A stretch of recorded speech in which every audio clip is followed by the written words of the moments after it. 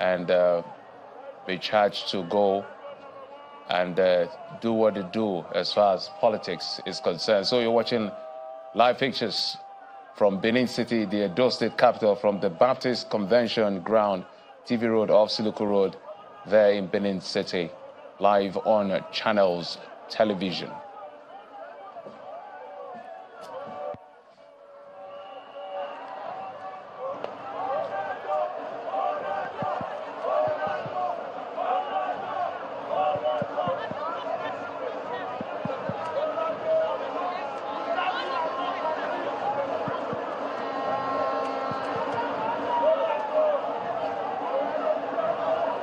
Hello.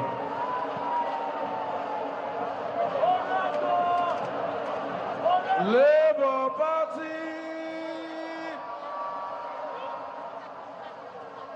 Labour Party. Ladies and gentlemen, the moment we have been waiting for is here already. It is my pleasure to announce to you that the leader of the new political order in Sub-Saharan Africa is in the house.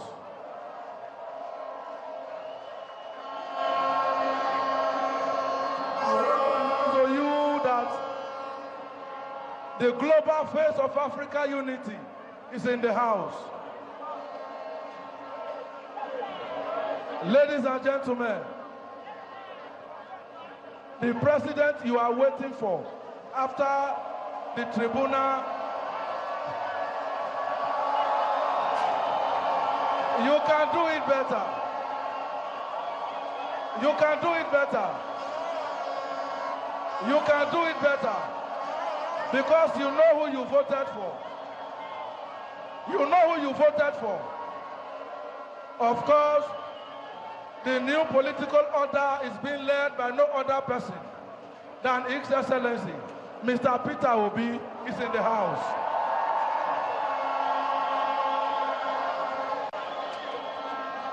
Give him a round of applause.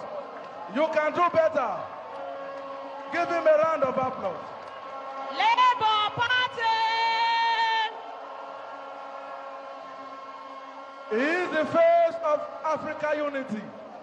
With him, there is still hope for Africa. Come on. Jam your hands together for Mr. Peter Obi. The lover of Edo people.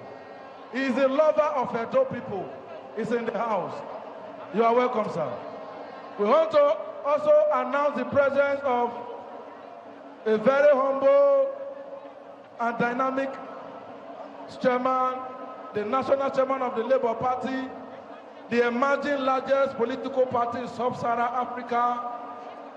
The chairman is no other person than Barrister Julius Aburi.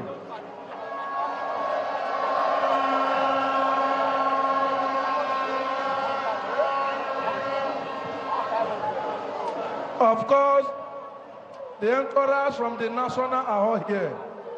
We want to also announce to you the presence of your digital state chairman, distinguished comrade Kelly Ogbaloy, IION, integrity icon of Nigeria.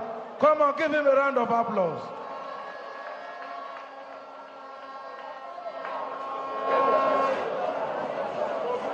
Ladies and gentlemen, distinguished personalities are in the house. We have here with us some governorship aspirants who are very well ready to take over Osadebe Avenue. Of course, Labour Party going to Osadebe Avenue come 2024 is not negotiable.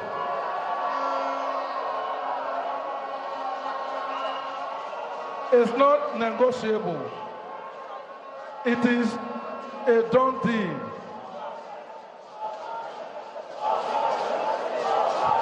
It's okay. We have in the house Dr. Dori Oji, one of the leading aspirants, is in the house. We have also with us Dr. Ahizogie Ohiowole, also a leading aspirant for the governorship race. We have here Mr. Adolphus Aleto. These are all leading aspirants for the governorship race to Sadebe Avenue Con 2024. Of course, we have Dr. Azeme Azena.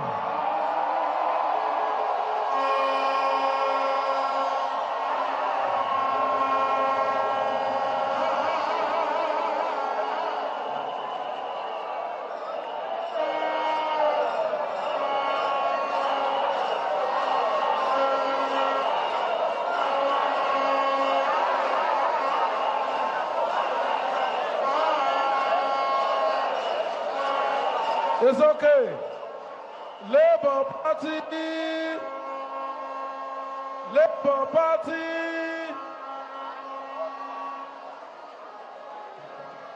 We want to recognize once again. We want to recognize once again our one and only senator representing Edo South Senatorial District in the rest chambers, Barrister Nenda Imaswa is in the house. Senator Barrister Nenda Imaswa is in the house. Also in the house is Engineer Esosa Iyawe, House of Rep, Oredo Federal Constituency. Also in the house is Dr. Richard Edosa, House of Assembly, Oredo West, Chairman, House Committee on Earth. Labour Party, of course, we have one of our dear in our midst, a former candidate for the Ovia Federal Constituency, Mrs. Bridget Asemota Epele. She's in the house. Labour Party, these are all people in waiting. The tribunal will do justice to their cases. Of course, we have Mr. Derek Uwaho,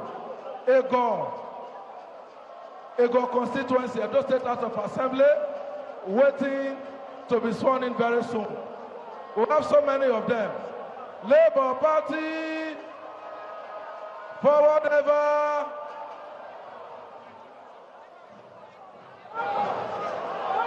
I would also like to recognize the members of Edo State Labour Party ESCO.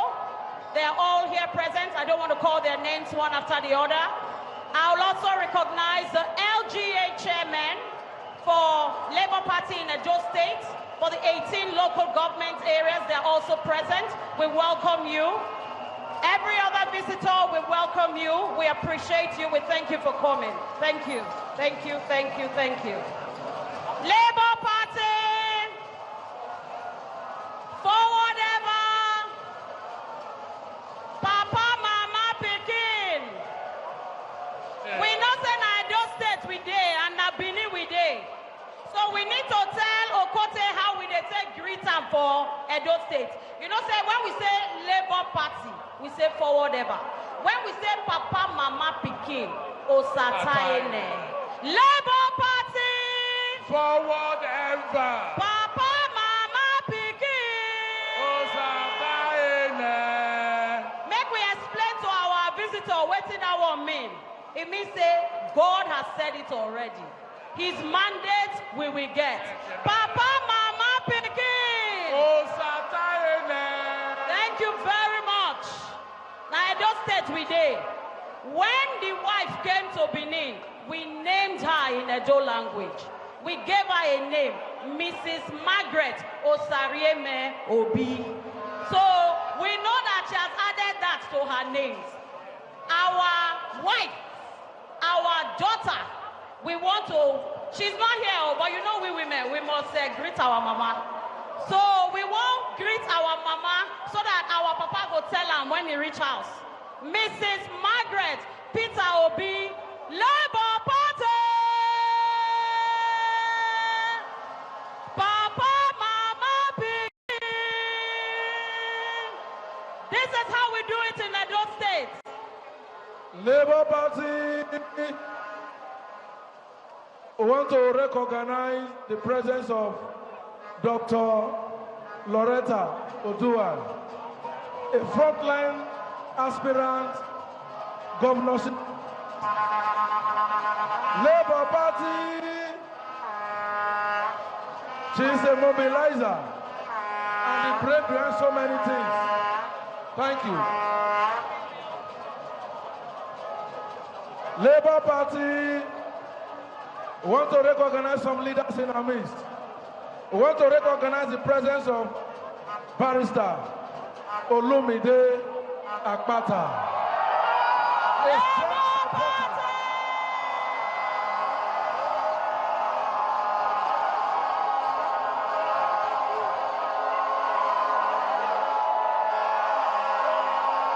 He's a strong supporter of Labour Party. We want to recognize, it's okay, Labour Party. We want to recognize the presence of Mr. Ralph Obasogi, Chairman, Edo State Campaign Council.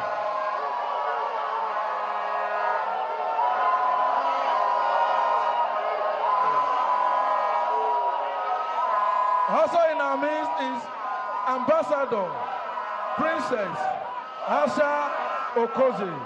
She's a strong supporter of Labour Party.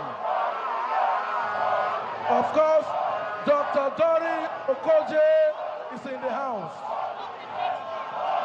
Labour Party.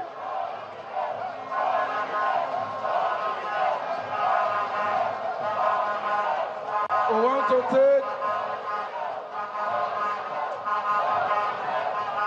want to take our party anthem. Shall we all please stand on our feet? Shall we rise for our party anthem? Shall we rise for our party anthem? It's okay. Kulu, Kulu, Kulu Temper. We have decided to set the party. We have decided On Labour Party. we have decided to serve our nation. No going back, no going back. Again. We have decided to form a party. We have decided on Labour Party. We have decided to serve our nation. No going back, no going back. Labour Party!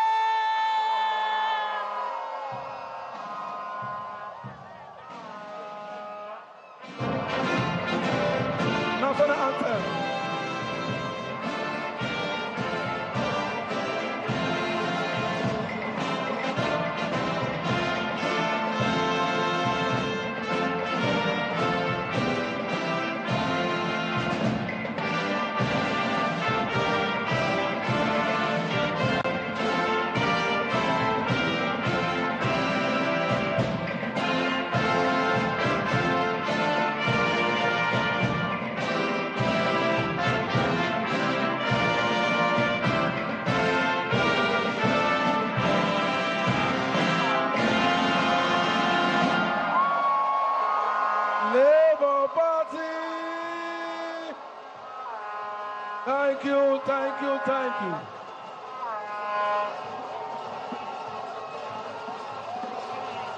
We want to recognize the presence of Honorable Murphy Osaro Omorui, House of Rep elect, Ikpoba-Awka Federal Constituency in the Green Chambers. Murphy Osaro Omorui is in the house. Please have your seat. Please have your seat. Murphy Osaro Omorui is in the house. Ikpoba-Awka and Ego Federal Constituency in the Green Chambers. We want to invite to the microphone at this point a wonderful state chairman who will take it off from here and tell us the next line of action as the program proceeds. Comrade, distinguished Comrade Kelly Ogbaloy, IION, integrity icon of Nigeria. Distinguished Comrade Kelly Ogbaloy, the microphone is yours. Give him a round of applause. Labour Party!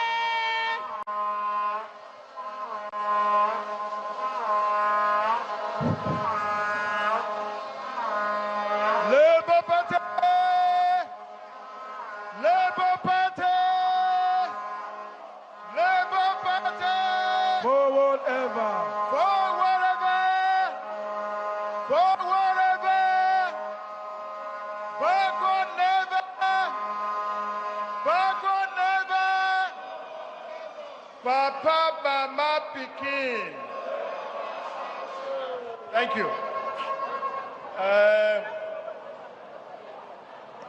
Today is a day that is not strange to us. But before we start off, let me join in a bit of the recognition that have been done. I cannot continue without recognizing the flag bearer, the principal, and the national leader of this party, whom, in the requirement of the movement, I shall call Comrade P.O. Obi. Give him a round of applause. You're welcome, sir. He's a man who has taken in completely the tenets and the requirement of the labor movement. Of course, which is the background a lot of us have come. Oga, we greet you again. Let me quickly also recognize my national chairman, on whose back all of this is rested. Mr. Chairman, I welcome you. I'd like to quickly also refer to my senator, extremely distinguished Barrister Amasue. You are welcome to this arena. I must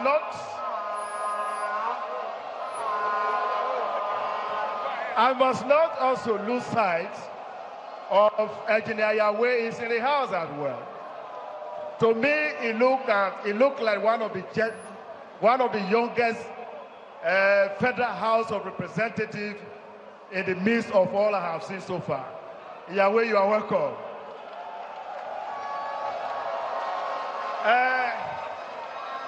Omorui just walked in now, my very humble House of Rep from Ikpoba-Awka end of it.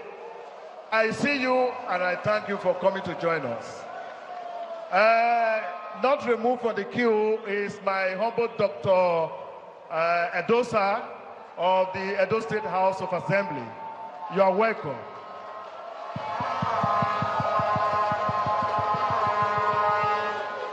Let me refer again to Barrister Akpata. Is a man who has some few times ago shown total adherence with Labour Party. And the way it's going so far, I think Labour Party appreciates you most profoundly. Thank you so very much. I have a couple of aspirants here. They have been mentioned, are very distinguished. We are hoping that all of us will join hands together and build Labour Party, because that is the party that is at Nigeria today. No other party exists. You can quote me, and you can take personal analysis of what I've said. You will find that no political party is existing in Nigeria. It is only Labour Party that we have. And it's a party where indeed very wise men drift to now. So you come here to join hands with us to ensure that this country is developed. Having said so, distinguished ladies and gentlemen, I'd like to know that this occasion is not exactly for the fun of it, but it's more to showcase and rally around our candidates for the local government election coming earnestly before us. It is on this basis this occasion is arranged. So while we are here, we are to have them out. You will recognize them as well. We will all go back to our locality to ensure that we do the best we can do to enthrone them. We must not throw away the importance of the politics of the grassroots, because where the grassroots fail to exist, it therefore means that the center at the topmost will not exist. It is in this direction I elect to the whole of us here present this moment that this occasion is particularly to instill in us the reason why we must go back to local government and work for our candidates. We must enthrone the 18 over 18. Let it also be part of our history to ensure that we're able to direct the affairs of governance from the grassroots to the top. We have other matters on the queue. This I will leave as my remark for now. I thank every one of you. I thank you for your solidarity. Please don't be distracted. Labour Party is one and indivisible party. It is not impossible that sometimes we can have disagreements. Disagreements, we also have internal mechanisms to ensure that we are able to control them and come as one again. Please, no one should be led astray. Thank you very much. Where's the chair? Labour Party.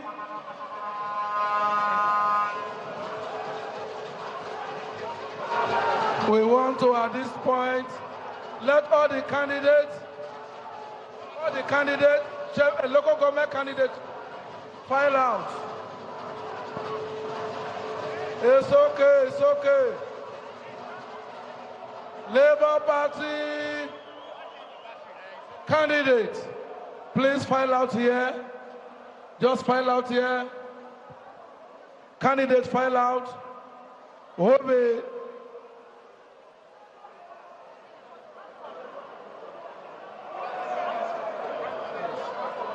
Candidate file out.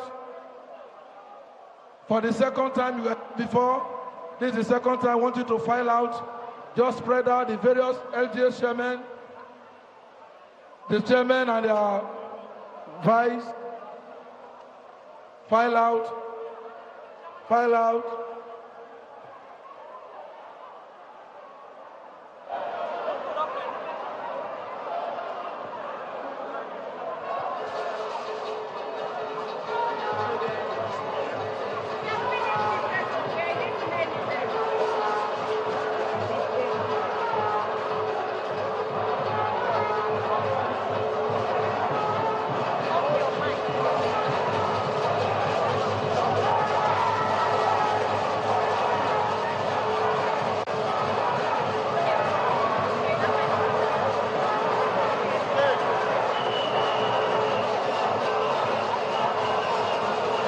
Labour Party.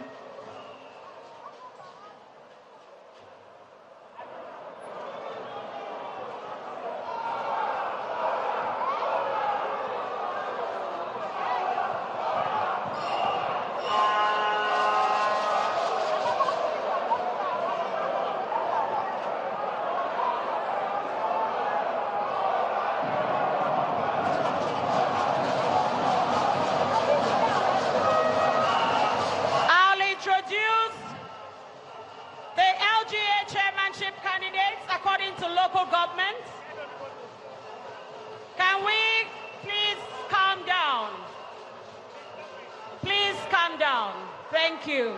Thank you very much. I'll just do a run-through of the chairmanship candidates for the 18 local governments. Please, Edo North candidates. Candidate from Edo North this way. Central, stay here. Edo South candidates this way. All Edo North candidates by my left. Edo Central candidate, stay at the middle. Edo South candidate by my right. Please separate yourself according to your districts. Edo South candidates. The 7 local government from Edo South. The 5 from Edo Central, Senator, and the 6 from Edo North. No, just, yes.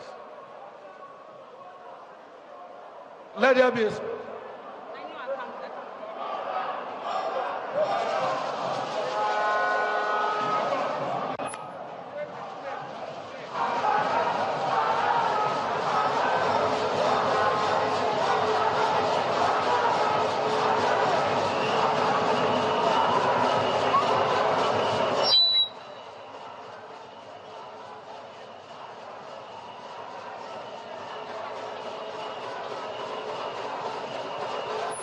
Okay, Labour Party.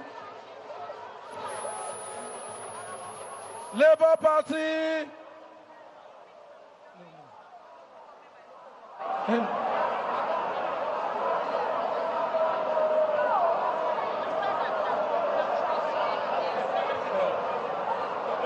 Labour Party.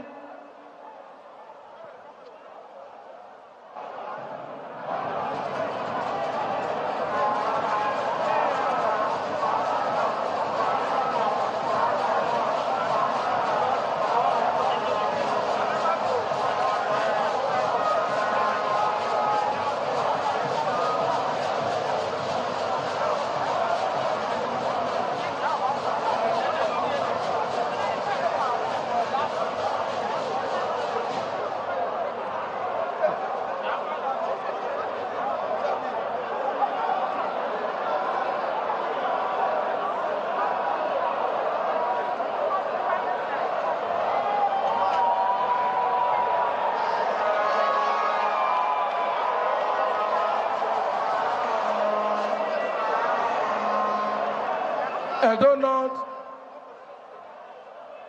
Edo North, they're over there.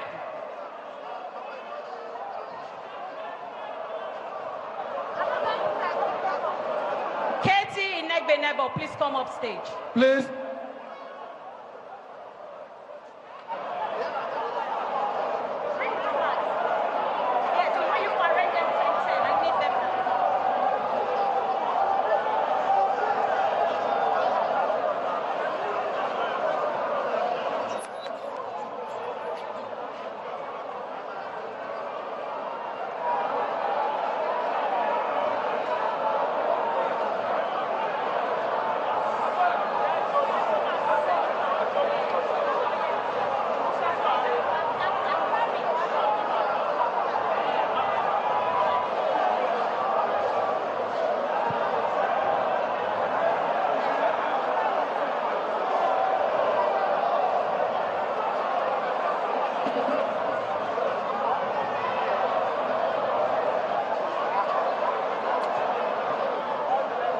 That is Mr. Peter B having interaction with some of the candidates.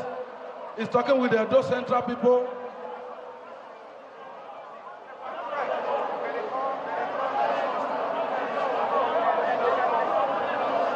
He's having a group photograph with the candidates.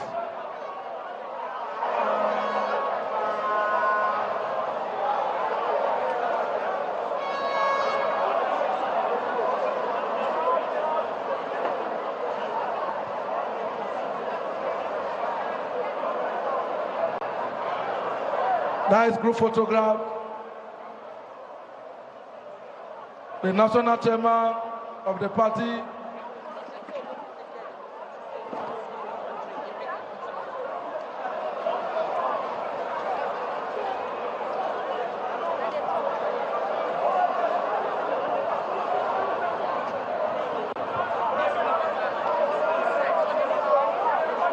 These are the candidates for Edo South, the 7 local government from Edo South Senatorial District. The leadership of the party is having group photograph with them. That is Mr. Peter Obi, the national chairman, and the state chairman.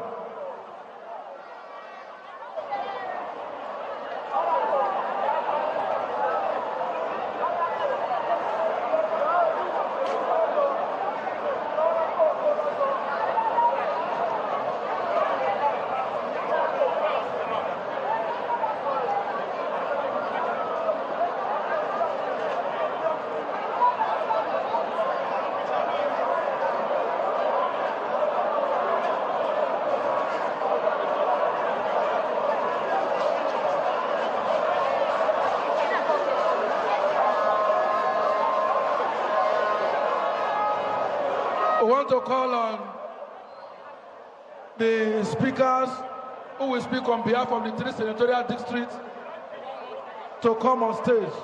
One speaker from Edo North. We have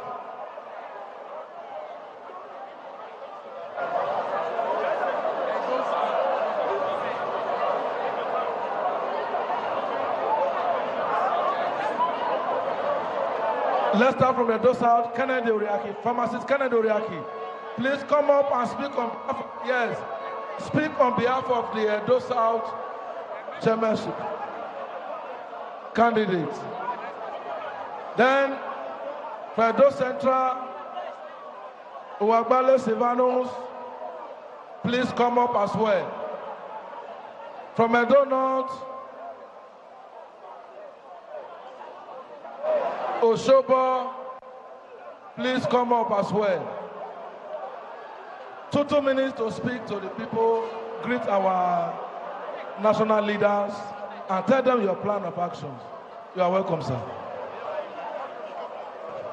Labour Party, Papa, Mama, Pikin. This is a very, very crucial time to be alive in our country. More so, it is also a very special occasion for many of us who have become participators in the process that will lead to our socio-political freedom. We have a man who came on board to infuse life into our polity, to bring new ideas that the entire youth and the political class in this country have keyed into. And today, as if we are dreaming, is right here with us, to associate with us, to support us, to tell us that this flag that we have been given by our great party, the Labour Party, is a serious issue. We should not joke with what we have before us. Over a year ago, there would not have been a reason for this gathering, but one man has come out from this country to breathe life into the political space. All of a sudden, Nigeria has hope. Nigeria has hope. Nigeria has hope. Because of one man, the grace that he carries has been printed on all of us. Today, Edo State has hope. Edo local government has hope. Edo South has hope. Labour Party! Forward ever!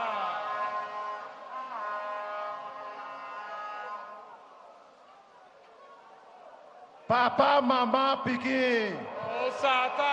Papa, Mama, Pikin. Please let us give Tirik Boza to our principal, His Excellency Peter Obi. Let us go. Boza, Boza, Boza. Your Excellency, sir. Let me stand on the existing protocol. We want to sincerely thank you for changing the narrative in the political setting in Nigeria. We say, may God bless you in Jesus' name. After robbing our mandate, they said, go to court. Now that we are in court, they are running helter-skelter. Yeah, this local government election that is coming, we also want to change the narrative of political setting in Edo State. We want to tell them that local government money is meant to be used for our people, not to be used in servicing your pocket and some leaders. It is meant for the grassroots. That is why the government created local government council, because they are closer to the people, and the money is meant to be spent for the people. That is, we will ensure that we bring development closer to our people if elected. Thank you all, and thank you all. God bless you all. That's for those Central North. Good afternoon, His Excellency, Mr. Peter Obi. A very good mentor. You have given a fresh definition to what democracy needs to be. You have given a new breath to the hopeless. You have given life to the youth. We, the people of Edo North, we are proud of you, sir.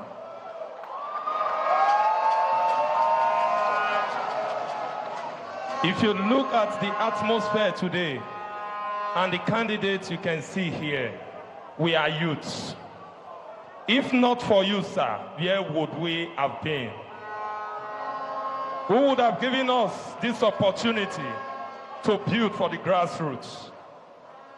But because you have said a new Nigeria is possible, we queue behind you to say a greater Nigeria is possible. A greater Edo State is possible.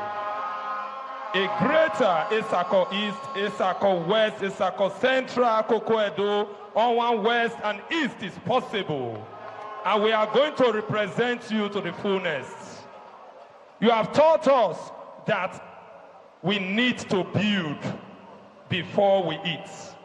We are promising you that when we are elected, when we are sworn in, not even elected, we are already elected.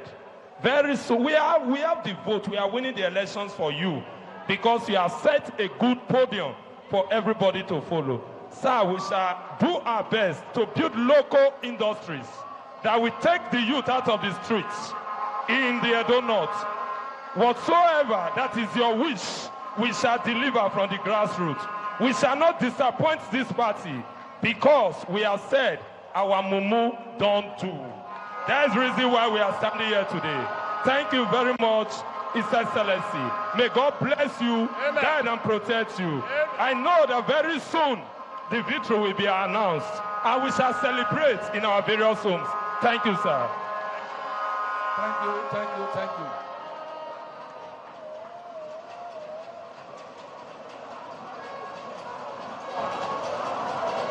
Okay. Labour Party. Okay. Let's bring our state chairman on board. Thank you, sir. Distinguished ladies and gentlemen, I have to come back to you again. I'm enjoying this moment so well. That is why I have to stand in your front again to make this speech. You recall that the national chairman will be talking to us soon. But before then, let me quickly effect some protocol defects. There is a very important person in our midst we failed to recognize in the period we were doing some introduction. So now that we are still here, it's important that we correct that.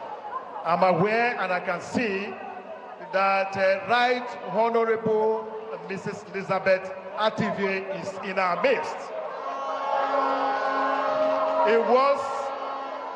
She was a speaker of Edo State House of Assembly. Madam, we welcome you. Please forgive us of the little defect. You have been there, and we hope you continue to be there for us. You are a firm believer of the things we do in Labour Party, and so you cannot hide. You are welcome to our midst. Thank you very, very much. Thank you.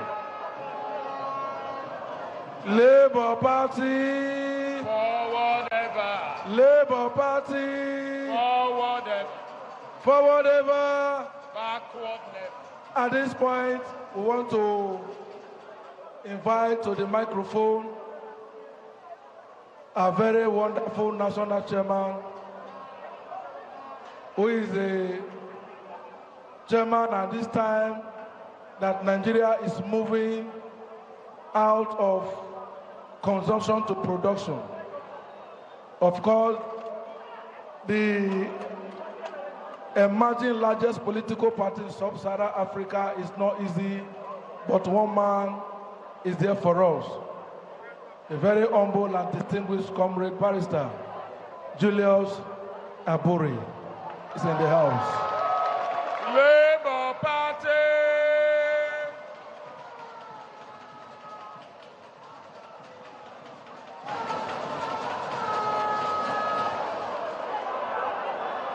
Labour Party, Papa, Mama, Pikin, forward ever. Let me acknowledge the presence of my own president, President Peter Gregory Obi, who is in the house. Come on. Jam your hands, jam your hands, jam your hands, jam your hands, jam your hands, jam your hands. Let me acknowledge our own senator, our House of Rep members, and all other members of the party who are elected under the platform of the party. Let me acknowledge the State Executive Council and indeed all Labour Party supporters who have taken time today to be at this event. It is pertinent and very important for me to start this address by appreciating Edo people for the support that you have given to the party over the years. I appreciate the support that you gave to us during the presidential election. Edo State scored 79%.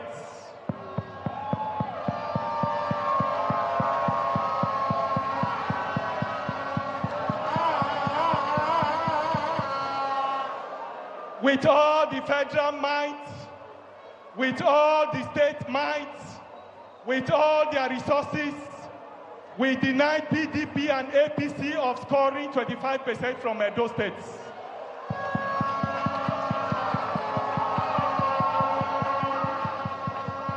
Today, we have in our kitchen a senator, House of Rep members, and House of Assembly members. Edo people deserve to clap for yourself.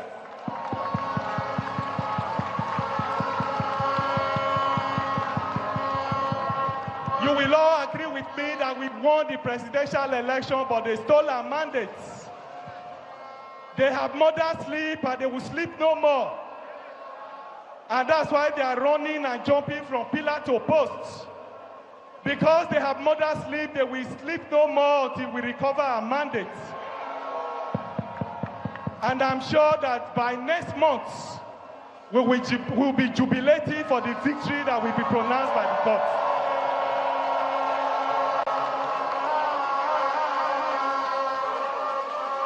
The local government system in Nigeria was introduced to bring government closer to the people.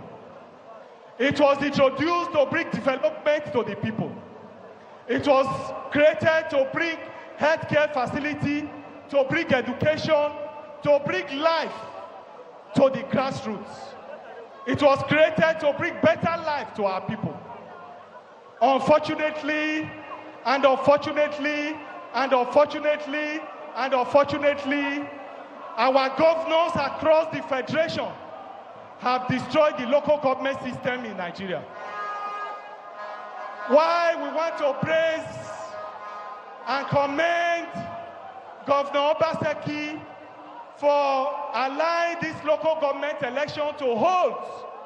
We want to warn and state categorically that there must be free, fair, credible local government elections.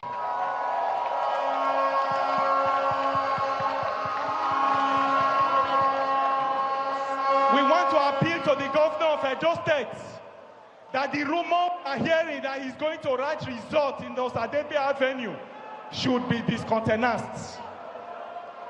We want to appeal to him that he should not write results this time around. It is because of that we have decided to mobilize our people to send a signal that we have the best of candidates that can man local government system in Edo State.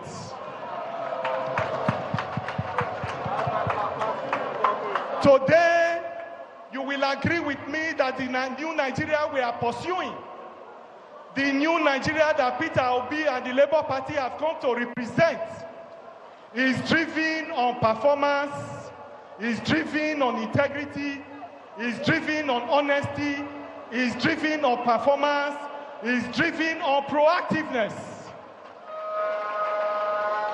And that's why we have taken our time to select the best of the best of the best amongst us as chairman of council. I want to say categorically that the 18 chairmen we have selected are the best and they have the best of credentials.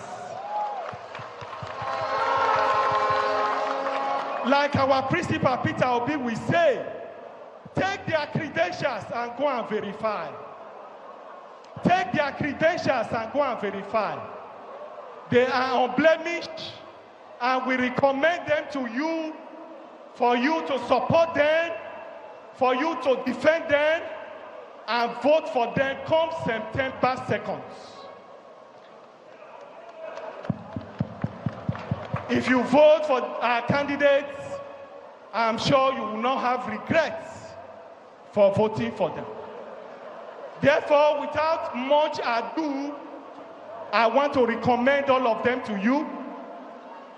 I want to tell you that you should vote for them, support them, give them your vote, and you will not regret for doing so.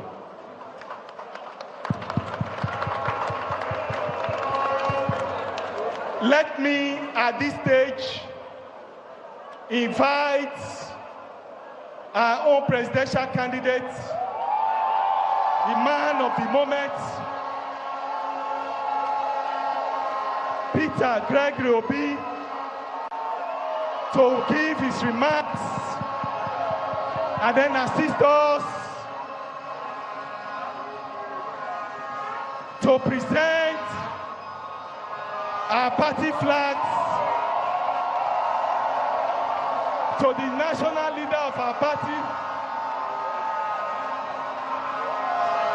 the national leader of our party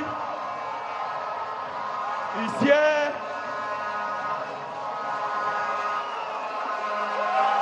To give his remarks and then present party flag to the 18 chairmen of council. Thank you and God bless you.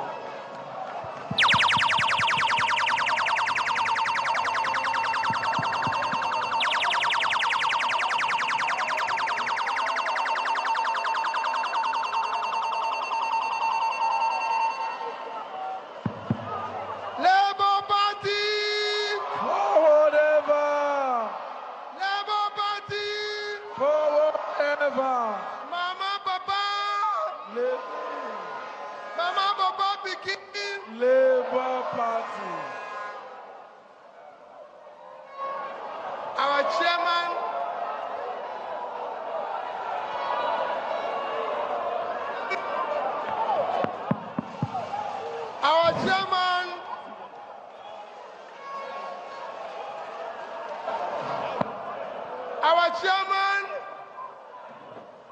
and my own dear brother, the state's chairman and the executive are very dear aspirants, ownership aspirants, and all the dignitaries, local government aspirants, and most importantly, you, the members of our party and all that is involved in this struggle, you are the most important. Labour Party,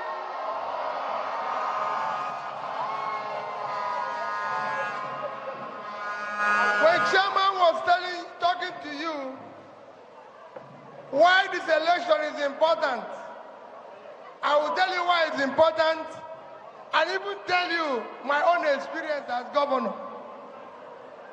Local government is the nearest to the people.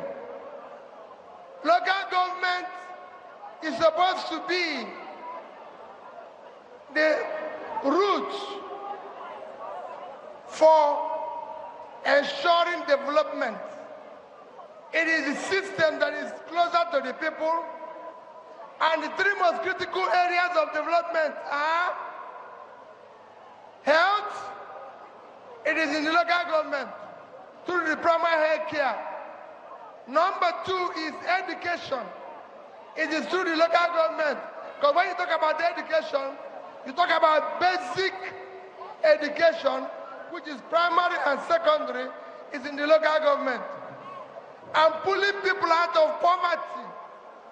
As you know, today in Nigeria, there's mass poverty. And that mass poverty is in the local government. So for the system to work in countries that have developed well, it is the local government, the subnational, which is the state, and the central government. So the central government will come through the subnational to the local government. So every development is domiciled in the local government. And that is why it is critical that you know about local government. As governor, I was prevented by all of legal and litigation from conducting local government election for over 6 years. But I can tell you one thing. We still use the money belonging to local government in the local government system, and I can say it here, and I want all of you to tape it. Go and look and verify all the money that came to local government in Anambra State, whether anyone is missing. If you go to every local government, we were number one in education. Because we use the money of the state and local government in the local government. We did very well in health because we use the money of the local government and the state in the local government. Our primary health care was one of the best. We did well in pulling people out of poverty because if you go to Bako, go to all those who were in charge of fighting poverty when I was in government, they will tell you that Anambra State is number one. Go to development agencies. When we were in government, they will tell you that Anambra State paid its counterpart funding before any state in Nigeria. And what I'm telling you is on tape. Go and verify it.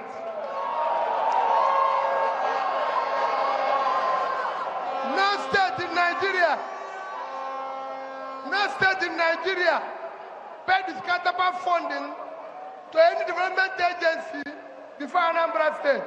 Go to UNICEF, go to UNDP, go to all of them. They will tell you, European Union, everybody, we paid before everybody. And we made sure, and to trace that fact, we were number one in Millennium Development Goal, which is the only means of measuring development, and this is domiciled in local government system. So we're here today. I told Chairman, I said, Chairman, when is the local government election? I was informed by one of the aspirants, I said, Chairman, we must go and support them. Chairman, we have to go and be with them. Chairman, we must find a way. Even if we don't have anything, we must find a way to ensure that they participate. Even if it's one naira, we'll give them. Because they will succeed. And that's why we're here. So we are not just here to talk. We will support them with everything. Even when we are coming here, as a chairman, we will go back and look for whatever we can do to support them. We must support them. That's what we did. We are equal there. And I joined the chairman in pleading, yes, I know before now, governors, and I tell people will say to me, Peter, when you were there, I said when I was there, things were better. Today, trouble day. Today, wahala day. So, today, person no fit chop. To enter motor, na wahala. So, things are changed. And what we they say, we say, today, it must be different. Government must account for public money.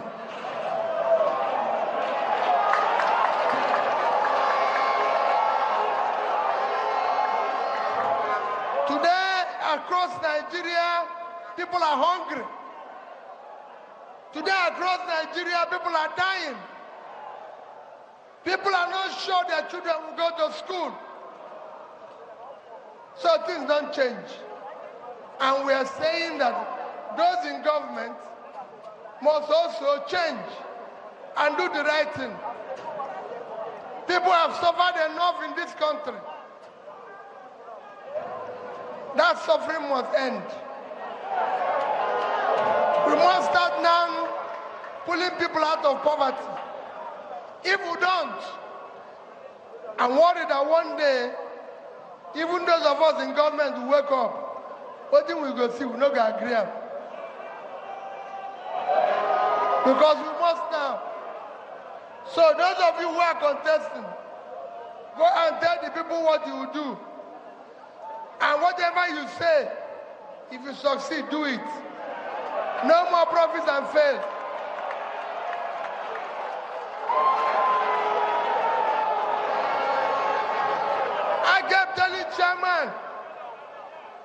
I kept telling chairman when we were campaigning, I said, chairman.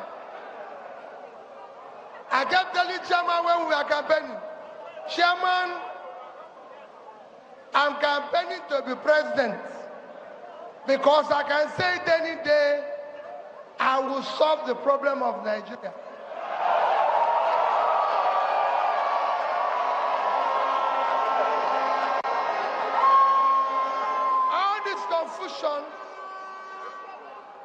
All this confusion they are doing today can be solved. And that is what we were saying. And I continue to say it. I'm prepared for it. And I want you to be prepared for it. I want you to be sure what you're promising. Time for fake promise has passed in this country. We don't want anybody to promise us fake thing now. Anything you promise, you must deliver. Labour Party! Labour Party! Please go and look for a way to support them. We are supporting them. That's why we're here. And everything, Labour Party will continue to grow, will continue to grow stronger, better, everything. Half of the things you're hearing everywhere is rumor. Don't listen to them. We are committed to building a better and a new Nigeria where we will move Nigeria from consumption to. Thank you and God bless all of you. Labour Party, our national leader, we now present the party flag to the chairman of each council. Let me start with the heartbeat local government of Edo State, Oredo Local Government Council. Oredo Local Government Council.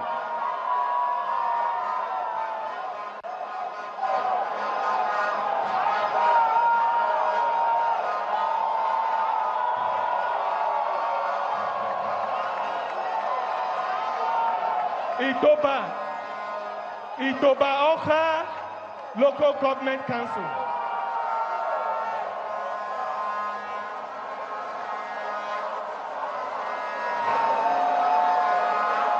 Ego Local Government Council. Ego Local Government Council.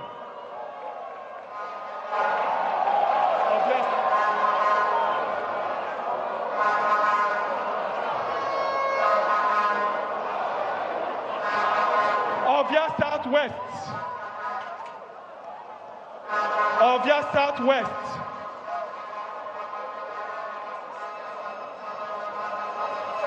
Ovia Northeast Local Government Council.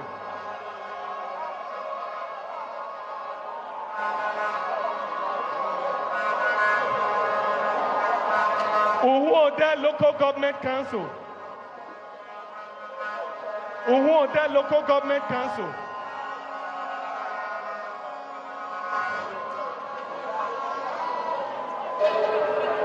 Oriomo Local Government Council.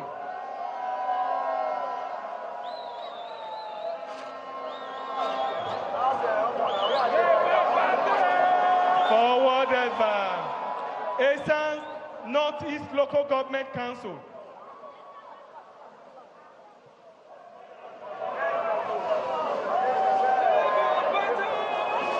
Eastern Southeast Local Government Council.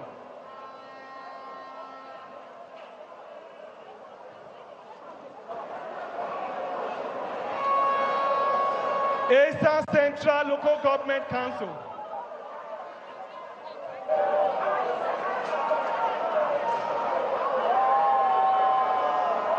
East and West. East and West.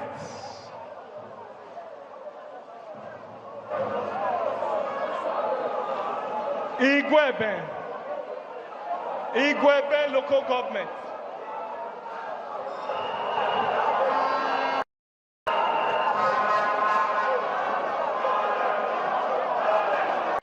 Esako West.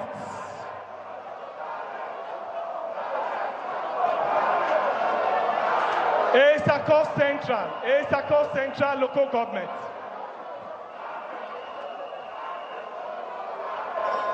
Esako East. Esako East.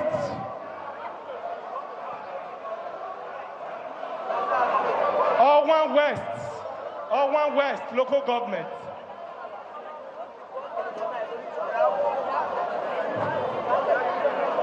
Owan East. Owan East Local Government Council.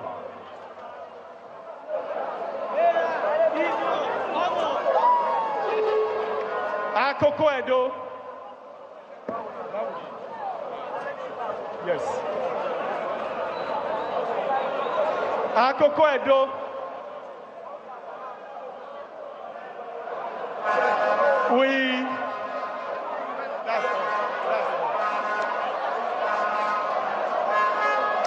Thank you, and God bless you. Thank you. Thank you, thank you. Thank you, thank you, thank you, thank you, thank you. Thank you.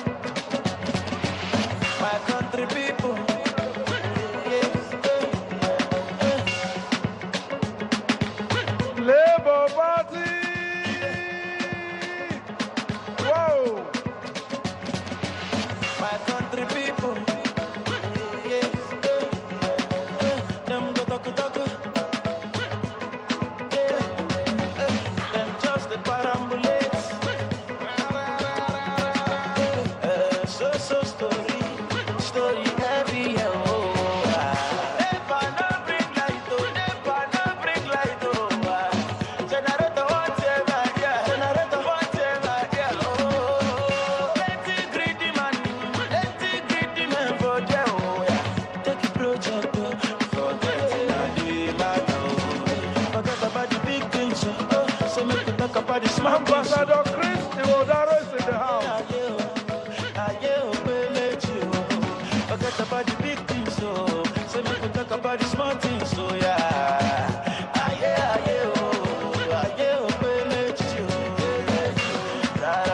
Go and win.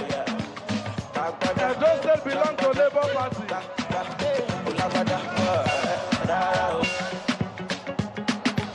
Okay. DJ.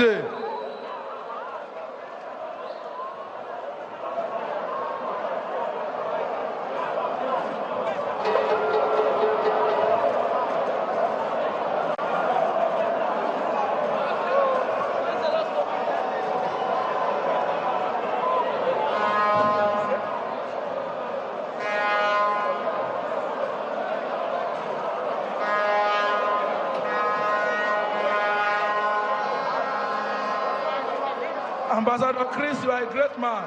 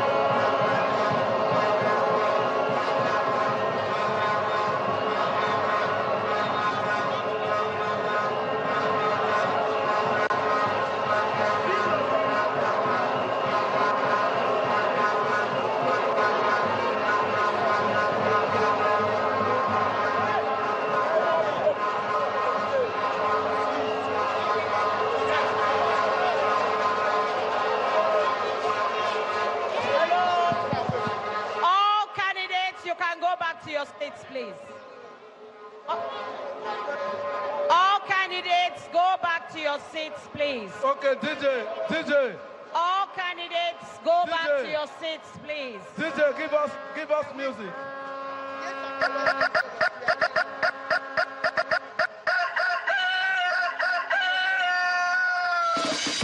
All candidates, go back to your seats. And our country not good, every day for tip on day for all night.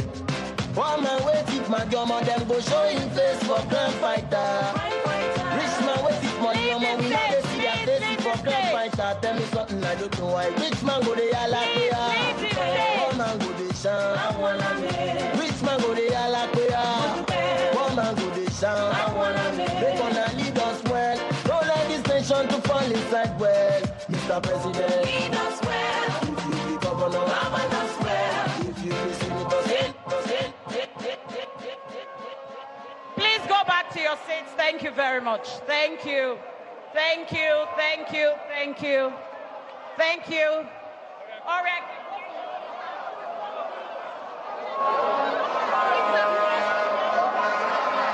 Please go to your seats, please. Sandra, to your seats, please. To your seats, please. Everybody go to your seats. Go to your seats. Go to your seats. Please go to your seats. Ovia Northeast, please. Thank you. Thank you. Thank you. Wisdom, go to your seats, please.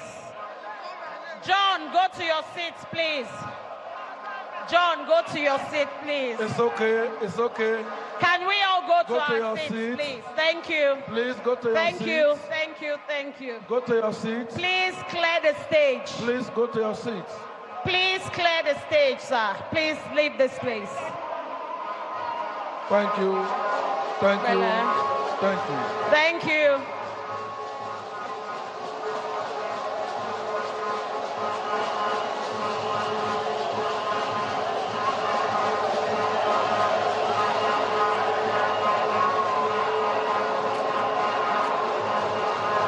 We'll be taking the vote of thanks. Can we clear the front of the stage? Thank you. Display.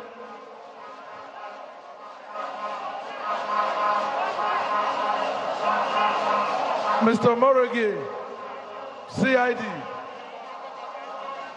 your attention is needed. CID, I need you here at the microphone. Come to the microphone stand. Mr. Rafa Basoge, you are a great man. We respect you, sir. Thank you, sir. I better leave you.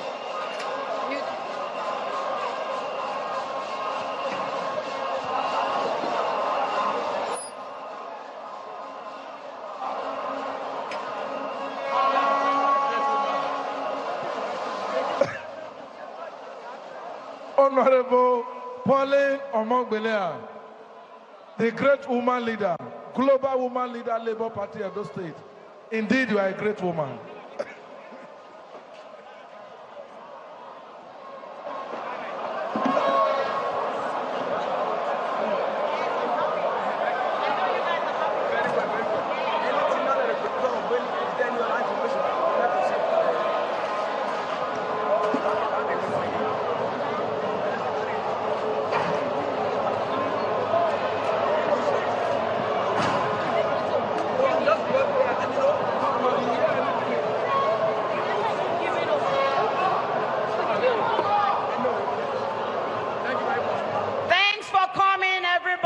Thank you, thank you, thank you. Thank you. We want to call on the State Secretary, Dr. Frederick Ahere, for the vote of thanks. Okay. Labour Party members, thanks for coming. Our Edo South leader, the Deputy State Chairman, Barrister Patrick Agbotan, please come for the vote of thanks. I hope you all have your flags. Come for the chairman, vote of thanks. the councillors, you have been given your flags today, and that is a sign that you will win your elections.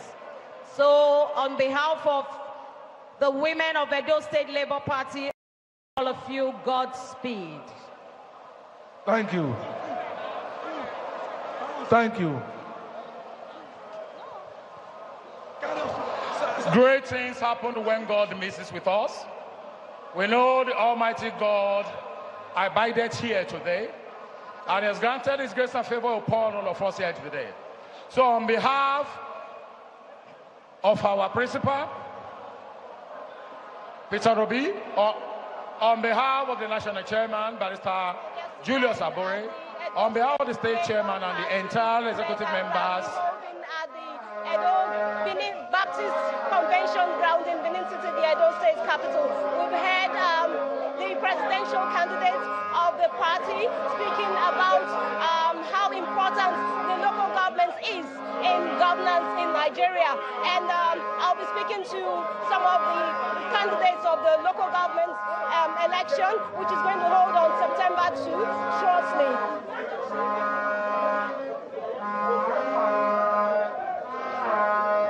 Okay, while I'm speaking,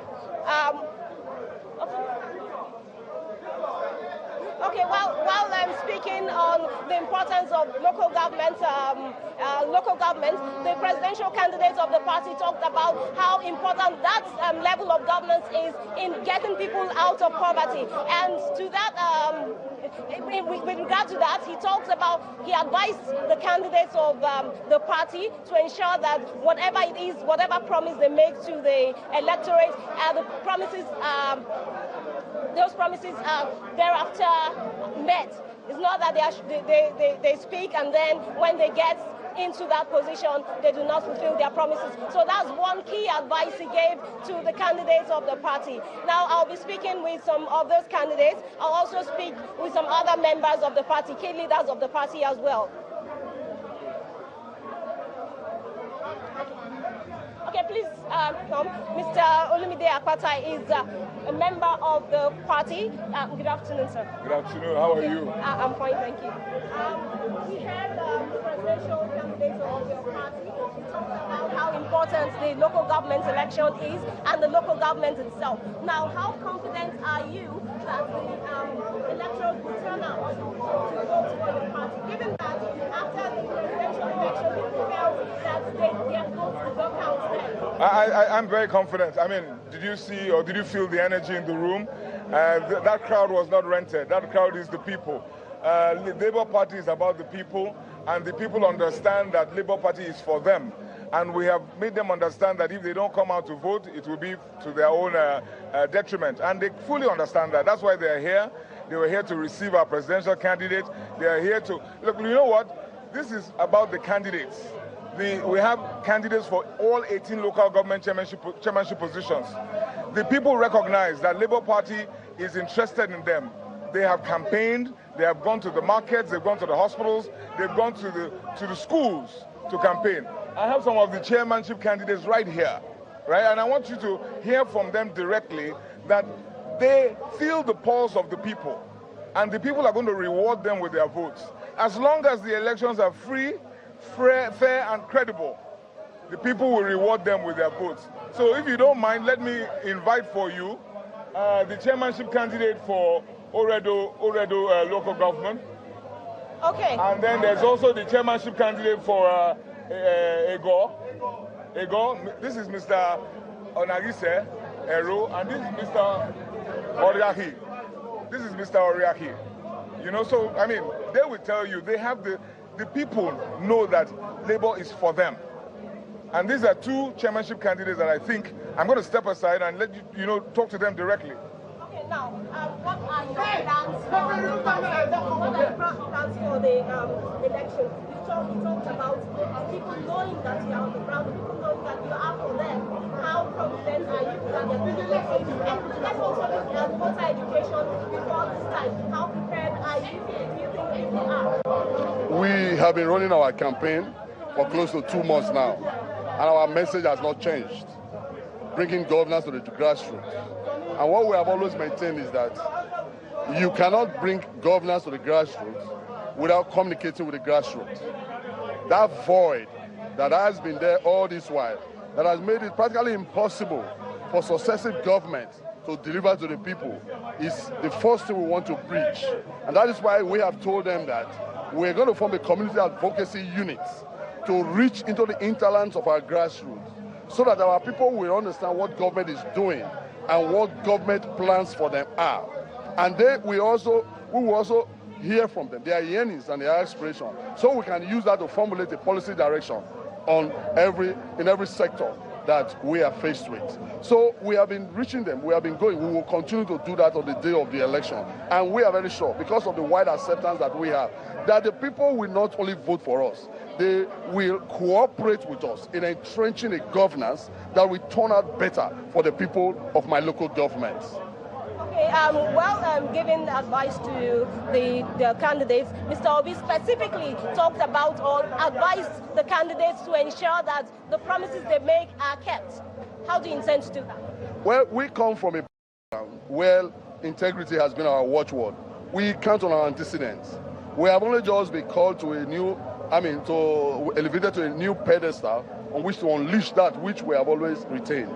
And you can see the way we were elected to become candidates of this party was through a transparent method. There was no rancor within the ranks, because truly the desires of the people was what gave rise to our emergence. Now we must build on that. We must build on this new energy. We must build on this new consciousness, because what we also intend to do is use this as a pedestal to launch ourselves into greater political heights, and also to project and propagate the name of Labour Party.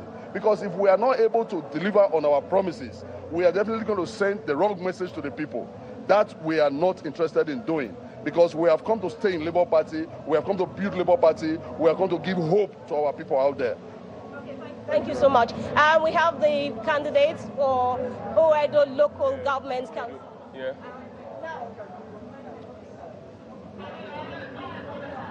Okay, tell us about your beliefs. How confident are you that the election is going to be transparent? Because the two speakers who just talked about your confidence. If the election is credible, it's fair, it's transparent, how confident are you guys? Well, the people have the voice, and I believe if you watch very well with the number of persons here, that will tell you that the people have decided. And I think the government of the day, they are seeing all this.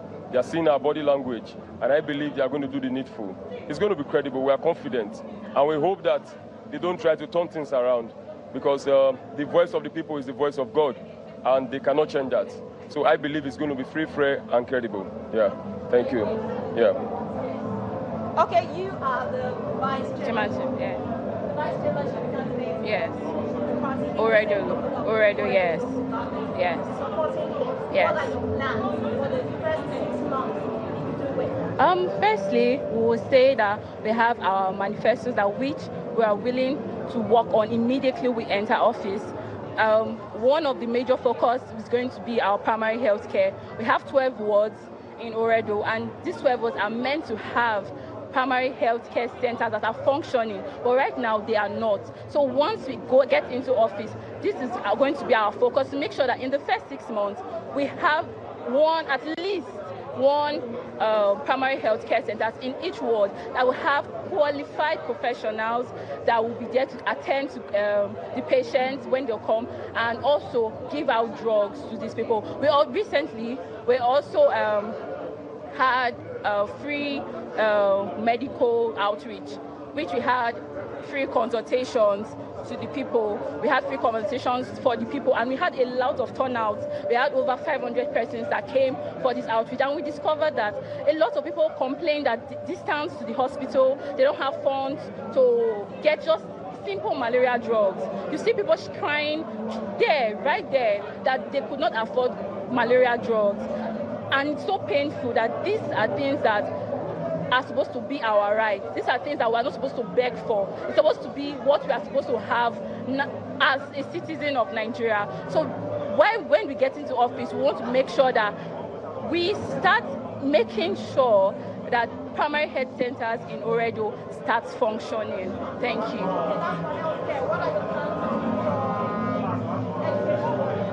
Education, we are going to also focus our priority on education, and also apart from education, we're also going to make sure that the women and youth of Oredo are empowered, and also we are going to introduce skill acquisitions, encourage skill acquisitions to the women, to the youth, because we believe that when someone has a skill, it's something that is already in you, and it cannot leave you, and it will always be in you. No matter wherever you are in the country, you will use that to make daily income for yourselves. So that is one of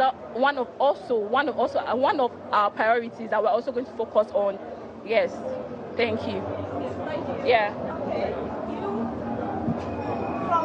Esan West, local government area, Ward 10, contesting as a councillor. Yes.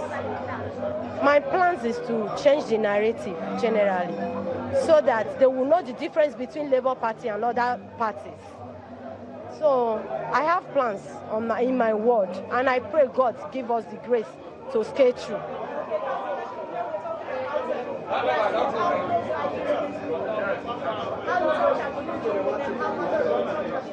It's my community. I was bred there. I know them. They know me. They know what I can do.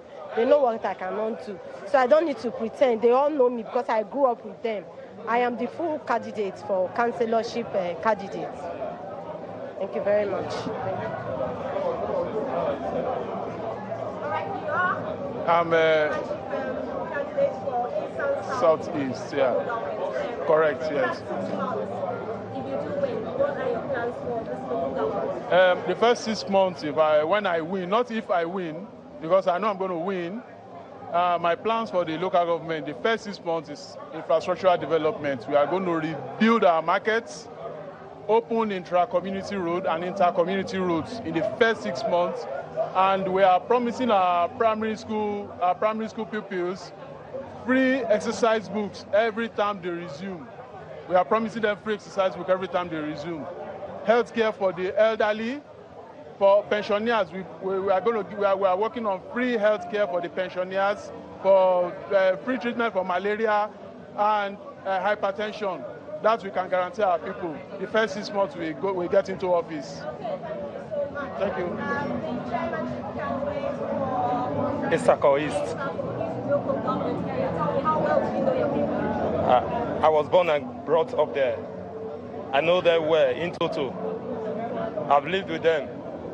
I hustle there. I'm a street boy there. What do you believe is your major need, and how do you plan to fix that thing? Empowerment is a problem for our youth and women. No roads, adjoining roads. They are not there in Issaquah East. When you get to Issaquah East, the school system is porous. The healthcare centers, they are gone. And these are the things I want to work on. I want to critically look at 5-point agendas for that local government, Issaquah East. Infrastructure, youth and women empowerment, education, security, and health. And you know Issaquah East, where you realize that that local government is a blessed land for farming and everything. That's where we have a major company in this country, the cement factory. That's to tell you that something is deposited there. But what baffles me is what have they been doing? I am an estate surveyor and valuer, and I am a good user of land and landed property.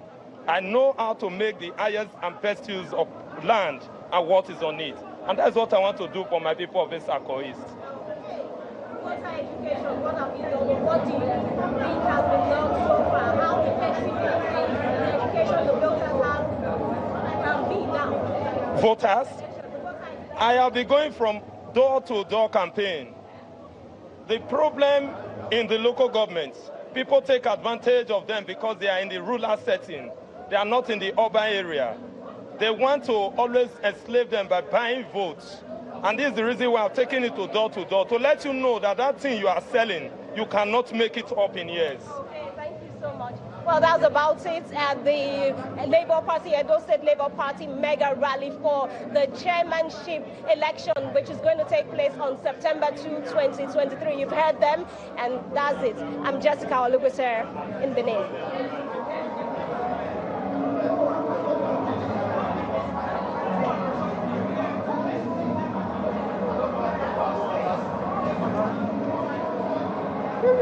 Hallelujah.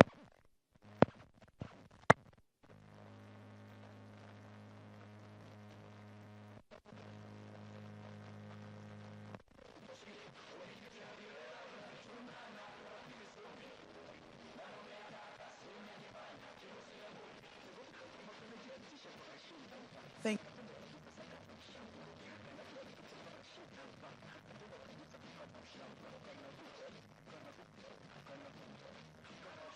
you for staying tuned to Channels Television. You've been watching a mega rally by the Labour Party ahead of the local government elections in Edo State. Please stay with us as we return to our other programming for the day.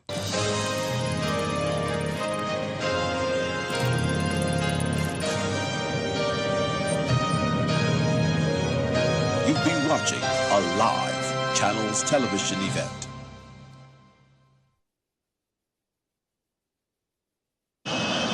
The filling stations at some border communities are considered conduit pipe for fuel smugglers. We noticed as we travel along the coastal road, the fuel stations are short and out of business. And these two only survived the hammer of the 20-kilometer radius mark by a few meters. First subsidy is gone.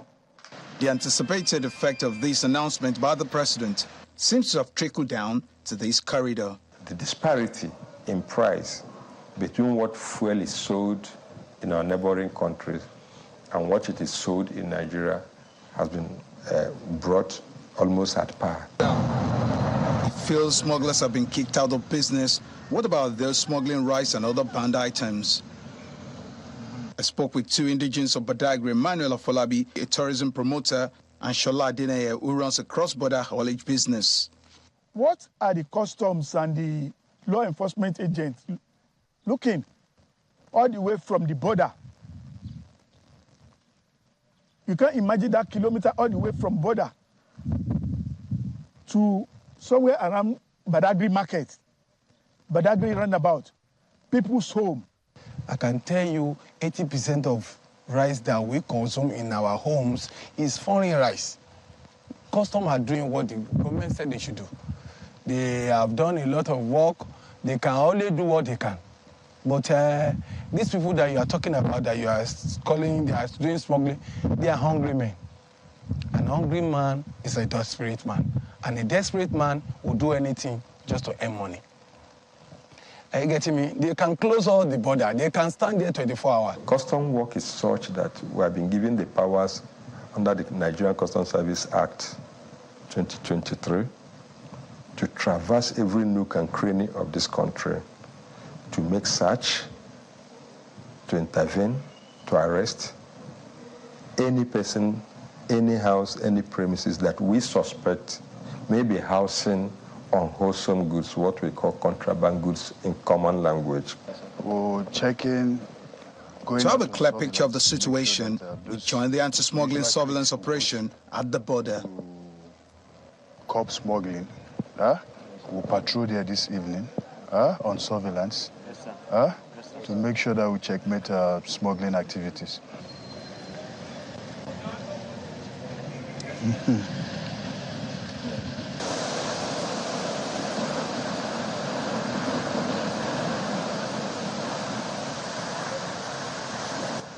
Our first stop is this beachfront. The customs says it's a smuggling hotbed at night. Sometimes we face resistance in trying to enter some particular communities. We're not sent by government to kill or destroy people. As much as we're making efforts to combat smuggling to its barest minimum, we try not to inflict pain by causing deaths. As the day wore on, we moved to the creeks. Cameraman and I are in the company of armed operations team, and as a form of protection, the amber light is kept on to avoid surprises from the community considered notorious for smuggling. As we're going in now, do not be surprised that if anything was actually going on there or is to go on there, you understand? They would have been informed. They have their informants. This is a creek in Badagry, one of the places placed on eye surveillance by the customs. They say they have to do routine checks here every now and then because of the fact that they've made some seizures here in the past, say rice, PMS, and other items that have been banned by the country. And that is why men of the customs must always come around here. You can see here it's quite dark at the moment, but there's a canoe. There is really nothing suspicious on ground. It's just some people using the channel to move to another community, although from what we gathered from the customs, this particular creek takes you from this particular point, you can get to Ogun State, even to the neighboring country in Benin Republic. The customs says it has recorded success in similar operations and on the highway. However, border communities and those who ply these access frequently are worried about the multiple roadblocks mounted by various state and non-state actors along the border and its effects on trade facilitation. Dari Idu, Channels Television News. And away from issues around security to health, medical experts say Africa is a global epicenter of hypertension, with very little being done to reduce the prevalence of cardiovascular diseases across the continent. At the conference of global players involved in hypertension management at the University of Ibadan Conference Center, they explained that at least 74% of deaths globally are due to non-communicable diseases which are linked to hypertension. The medical experts, mostly scientists and researchers in cardiovascular diseases, agree that awareness must be increased with policies directly targeted at reduction of hypertension cases on the continent. Medical experts, scientists, researchers are working on how to increase awareness of hypertension through intense advocacy, integrated screening and management of ailment at every clinic, from primary health centers to tertiary healthcare providers. on the burden of every sort of hypertension in adolescents. This forms part of the 11-point recommendation of the stakeholders after intensive deliberations at a 2-day conference on novel strategies for accelerating hypertension control in Africa, with the theme African Control of Hypertension through Innovative Epidemiology and a Vibrant Ecosystem, codename ACHIEVE. The conference, organized jointly by the Center for Genomics and Precision Medicine and African Research Universities Alliance, University of Ibadan, Center for Excellence and Non-Communicable Diseases, and the World Hypertension League, among others, seek to reduce the scourge of cardiovascular diseases. 74% of deaths globally are due to non-communicable diseases, and many of these are linked to hypertension. Alone, stroke costs about $900 billion annually, while dementia costs about $1.3 billion every year. The stakeholders describe Africa as the epicenter of hypertension and lament that little progress has been made in detecting, treating, and controlling hypertension in Africa over the last 30 years. Accelerating control of hypertension in Africa will require member states to develop comprehensive policies and strategies, improve access to care, and improve affordability as defined in the universal health coverage, leaving no one behind. Other recommendations of the stakeholders are advocacy and policies on task shifting and task sharing to cushion the effect of shortage of human-power resources in relation to hypertension control. The AU, I know, is talking about how we can get rid of this burden on the continent. How we can get rid of it depends on us, specific countries in Africa, and citizens in Africa, how we tackle the menace. The conference notes that more than 46% of people older than 25 years are hypertensive, saying that it is even more worrisome that only 7% of these figures are controlled, while 93% are either unaware or aware, but not on treatment, or any treatment, but not controlled. The Ogun State Internal Revenue Service has strengthened collaboration with relevant agencies to shore up its revenue drive for the state and improve critical infrastructure development to ease and promote the ease of doing business. The chairman of the service, while being decorated as Special Marshal alongside other 27 senior officers of the State Revenue Service, says this has become imperative in the face of dwindling revenue from the federal government and the need to do more for the people.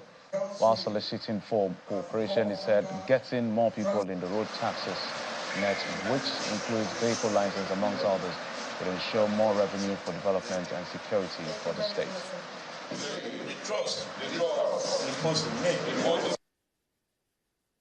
For us in OGRS, also being the first ever in this country, the first revenue agency to have a special unit of the Special Marshal in the agency, it's a pride, it's a privilege, but we are anchoring into this program in a twofold manner and basically as a win-win situation.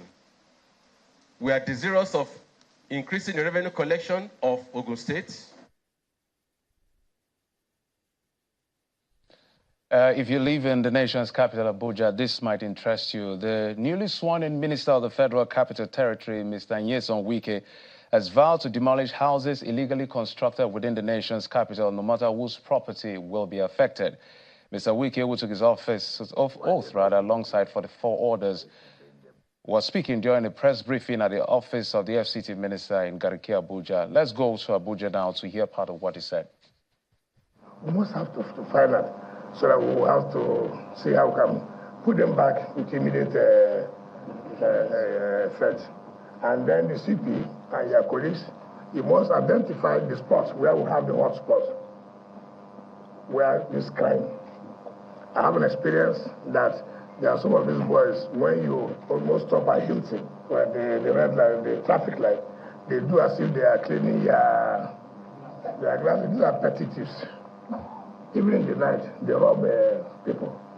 So we make it hot for them. Those who take the manhole, Don't see them as ordinary people who steal. See them as armed robbers. See them as what? Armed robbers. When you do that, people will run away. People will run away. So you must also have to put in your strategy and what will take. If I give you money, you have to work for me. Not okay. If you chop that, I will embarrass you. I will tell the world, we'll give you a certain amount of money. That's what I don't know. This is an assignment. I don't want to fail, Mr. President. As they would say in River State, Port Harcourt, Wike, they come. That's what it, for those who don't understand Pidgin, it means Wike is coming. And that's it on the program. Thank you for watching. I'm Jeffrey Uzama.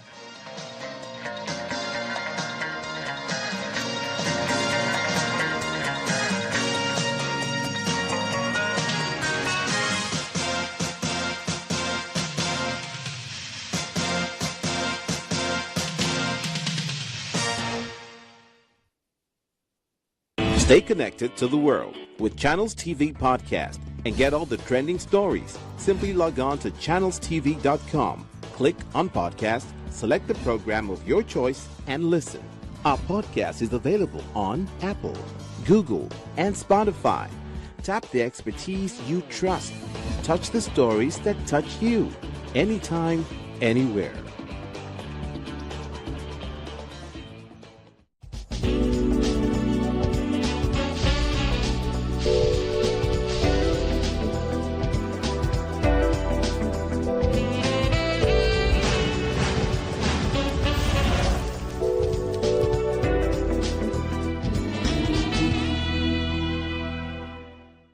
Hello! This is the award-winning show that brings you everything and anything Nollywood. I am Koyi Shutadi. Glad you can join us. He is a former professional footballer and law professional. Graduates from the University of Nigeria, Nsukka, with BA honors in theater arts in 1990. He went on to study for an LLB from the University of Wolverhampton in 1998. He completed a postgraduate degree in legal practice at the London Metropolitan University in 2002 and practiced law for a few years before focusing on his first love, film. He is known for directing award-winning films such as The Mirror Boy in 2011, Last Flight to Abuja in 2012, Onyeozi in 2013. I'm convinced you know who I'm talking about, and if you have not met him before, please sit back and meet up close and personal, or better still, reacquaint yourself with Obi Emeloye.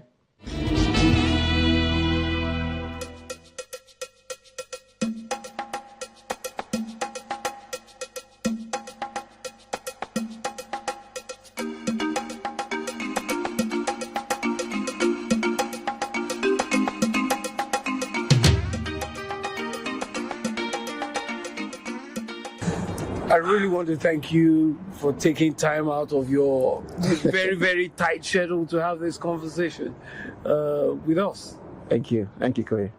Now, let's just, for those who don't know, because you're a behind-the-scene person. Yes. You know, you're not in front of the camera, but they've seen lots of your production. How did you journey into this film world anyway?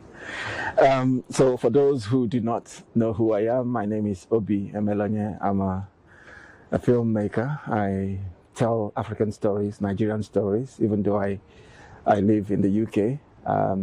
And Koyi has come to my neck of the woods to have a chat with me. My journey into the film industry has been a long and what I call eclectic one. I have had a lot of lives, 9 lives as a cat. I'm on my 7th life now. I played professional football a little bit. I played for Rangers and Julius Berger. I studied theatre arts at University of Nigeria and Nsukka. I came to the UK. I studied law. I practiced law for a little while. And all of these things prepared me for the person that I am today, to be able to tell these stories, tell it from a point of view, with a world view that is universal, at the same time African in terms of identity.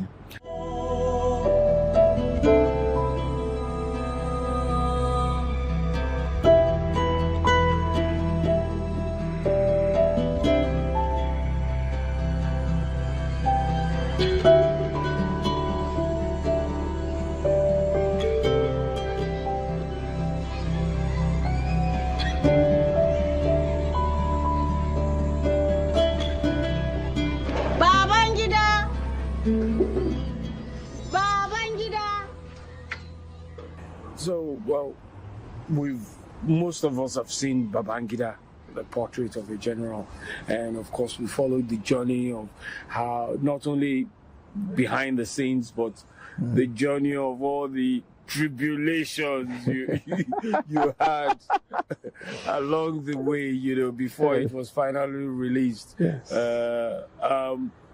What have you been up to? Badamasi, A Portrait of a General, the story of IBB, the erstwhile Nigerian president, military president, was, I would call, an inoculation in political management, an apprenticeship in telling historical stories, and a forge in trying to make me emerge as a confident, strong-willed, but humble storyteller. It was a journey, So when I took on the mantle of making the film about IBB, I knew there was going to be some kind of pushback. But when the pushback came, it exceeded everything that I anticipated that it would be. And like I said, it helped me form. It helped me emerge as a storyteller, as a filmmaker, as an artist. And the tribulations trying to get that film to be seen, the challenges we faced, I would say, have all come together to prepare me for this next project, which is going to challenge my resilience, my toughness, and also my artistry and technical skill, because it's a very challenging project.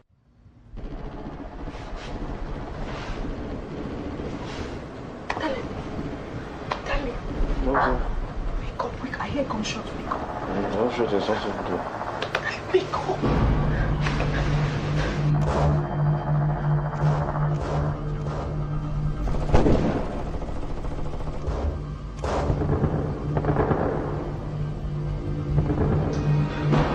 Delta Bravo 1, can you read me?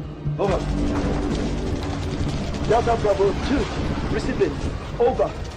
UK, what's going on? Over. We're under attack, sir. I think it's a coup. We're holding on. I've radioed Monicamp and Ikeja for backup. Over. Can we contain them? Over. We're trying, sir. They're men. They came with tanks. Oh my goodness. Tanks. Yes, sir.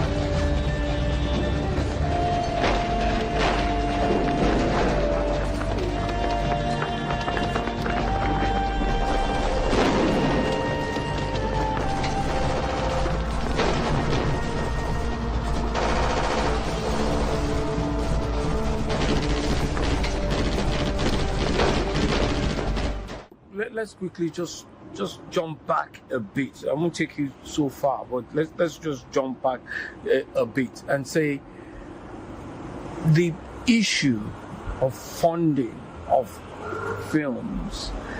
Can you take us through the harrows and the challenges and that you have faced, so that people who are coming, especially the new ones who are coming into the industry, or people who are struggling, can have a feel of what they're going to face.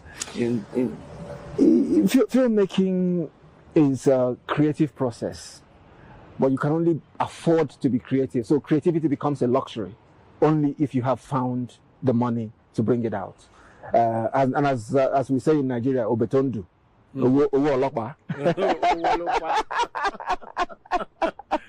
You know, so you might have the best ideas in the world, but you need money to make the project, because you have to feed people, you have to pay people, you have to hire equipment, you have to hire locations, you have to. It's a lot of job. So ordinarily, a filmmaker would approach people they know. You know, that's your uncle that works in the oil company. You say, please, But the problem is the industry is not very regulated or very organized or very straightforward, transactional, so that if you know you make a film, you make X amount of money. There are lots of uncertainties surrounding it. So the average businessman doesn't see it as a risk, too much of a risk, which is why if you look back to the history of movie making, Hollywood had a very uncomfortable association with crime in America, because they were the only ones who were willing to invest the money. So filmmakers have been fighting that legacy of not being taken seriously, of not being able to explain in clear financial details the transaction and how it's going to end. And it's no fault of theirs. It's not that they haven't studied their craft well enough. It's just the nature of the industry that there's a risk element involved. But as they say in film, every film must make its money eventually. So people that want to make quick money look at the film industry and say, I'm not sure this is the right, I would put that, buy that and sell that, and I will make my money instantly. So it's a huge challenge. And when you look at other alternative means of funding, we don't have any grants. So in our industry, the government attempted a few times to provide loans. There's huge difficulty around qualification and access to that loan, but the government at least showed their hand. A few governments have kind of shown interest in that regard. But that loan is not available for everybody. So most of the ordinary filmmakers out there would find it difficult to access that loan. So what do? The other means of funding films is to have a partnership with a distributor with money, like Film One would partner with partners and make a film and promote the film and eventually make it work commercially. And then you have the streamers who are, I would say, the biggest fish in town right now. They could, either pre-buy or commission a project, but that is few and far between. How many commissions have they done in our industry? They've done a lot in South Africa, and we're still in ones and twos in our industry. So if you look at all the funding means available, most of them are out of reach of the ordinary filmmaker. And when I say ordinary filmmaker, people like myself who have enjoyed considerable success in the industry, you have films on Netflix and Amazon in the cinemas, and yet you struggle to make a film. You struggle to find the budget and people to support you. You've shown what you can do, and yet it's very difficult. You seem to value this your demanding job more than us. But if I miss this flight and come back, then I'll know what to give to you. I'm Detective Superintendent Akafu. This is Flamingo Airline Flight 212. We have an emergency. It's almost like a give back, giving back to the industry, teaching some of us that have not attained the doctorate level yet, the opportunity to learn. Tell us a little bit about that, because we've been reading some stuff about you in the journals. Yes, so they say when you stop growing, you start rotting, you start dying, and I think to find the humility to continue to learn, to improve yourself, that is key. So no matter what you've attained, there's always something new to learn. And based on that, in the middle of the pandemic, I decided I needed to start a PhD. So I started a PhD in film at the Goldsmith University of London. The aim was to contextualize my practice, look at filmmaking from a slightly different perspective, from an academic, scholarly perspective, to also give a voice to practitioners in the industry. If you read about our industry, if you search our industry online or in any academic journal, what you find would be voices of foreigners, people who are, undergoing what I call drone research of our industry. They fly in, they ask a few people a few questions, they go out and write as if they are experts. And there is no voice from the people who are actually doing the work, making the films.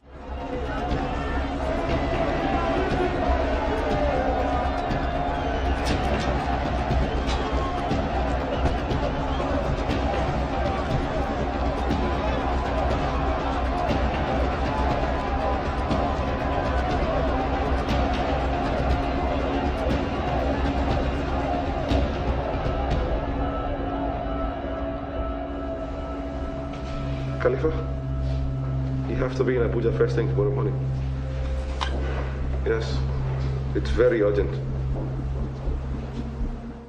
I'm sure you would receive not only your academic rewards, but all the other rewards, financial and everything else that comes with it. We want to thank you once again for updating us into what has been happening, because you've been quiet for a while since Badamasi, but you've updated us into what is happening now. We really want to thank you for your time. Thank you very much. Catching up with Obi Emeloye. When we return from a short break, we'll bring you more from Nollywood. Uncut. Please stay tuned.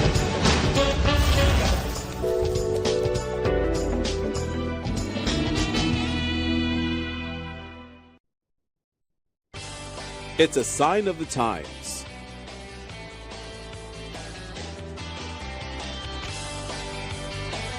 A reflection of conversations from the streets to the halls. Interesting collection you have here. Thank you. That get to the walls. If they could talk,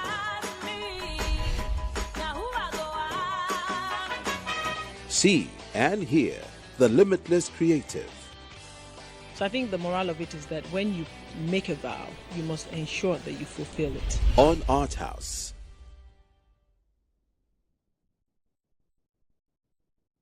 JS Nigeria cares about the things you care about. I'm young, I'm a Muslim, I'm Hausa. With many more perspectives. I'm a health systems consultant, project manager, IT expert. Whether visiting tech startups, education hubs, or on the ground. Get informed opinions, trusted analysis. Cash is an anti-cashless policy. And most importantly, get to the gist of the news that matters most to you. JS Nigeria, from the BBC and Channels Television, every Wednesday at 9 p.m.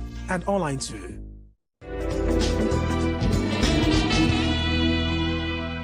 Thank you for staying tuned. Finally, Africa is really getting serious with cinema business, from concept to marketing and, of course, exhibition. This is the sign that became more obvious with the announcement of the first ever Africa Cinema Summit. Let's find out more.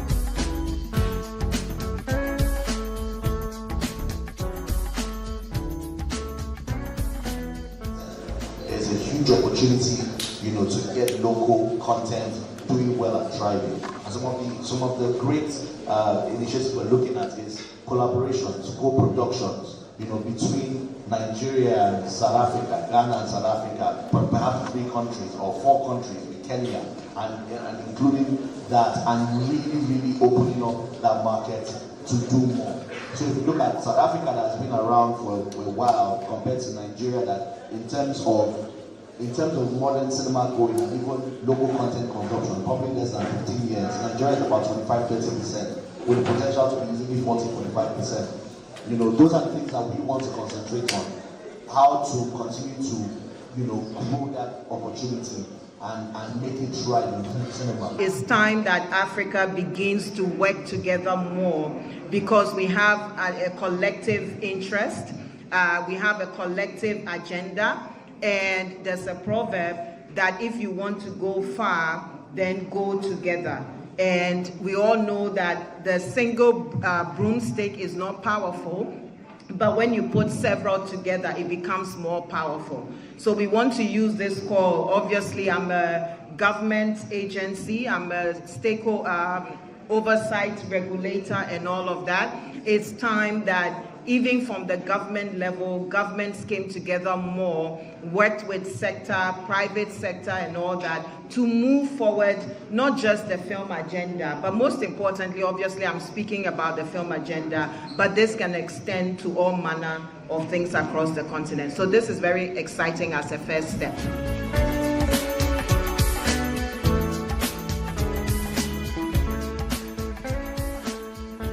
The goal for us as filmmakers is we need to continue to get better at this, and that is where the business part of the work comes. So when you're in a small environment, people have to wear all the hats. The director has to be the writer, to be the producer, to be the marketer, to be the graphic designer, editor, etc., etc.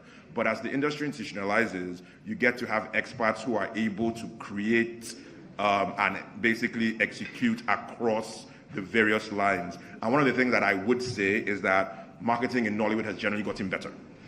You will see from the way it's executed, the anticipation, and that is because the economics of the industry has improved. And so as the economics continue to improve, the audiences are responding to that. And that will allow people to drive anticipation. But the other honest truth is, not all titles deserve to be announced a year in advance. There are very few titles that meet that criteria, right? And so the goal for us is to continue to create more of those titles. I think that this summit gives the opportunity for people to network. It's not just a cinema summit, it's content, it's distributors, it's cinemas. Where are the states, where are the countries, where are the opportunities, where are the pockets, just generally across the value chain.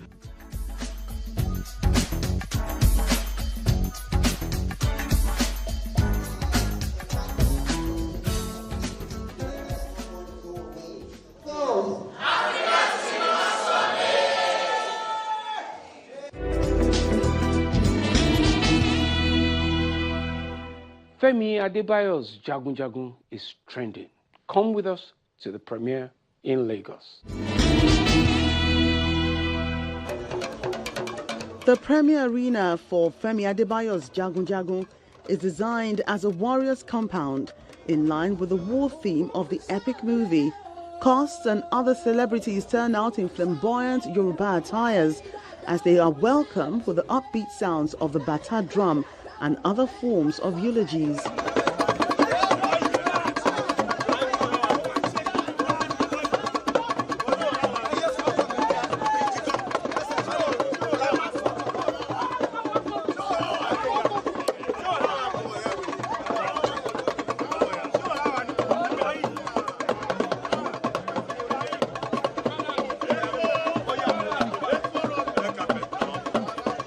Coming off the back of the critically acclaimed King of Thieves, Femi Adebayo had his job already cut out for him.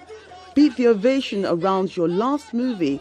With Jagun Jagun, he went the epic route once again, as it tells a story of love, war, and betrayal.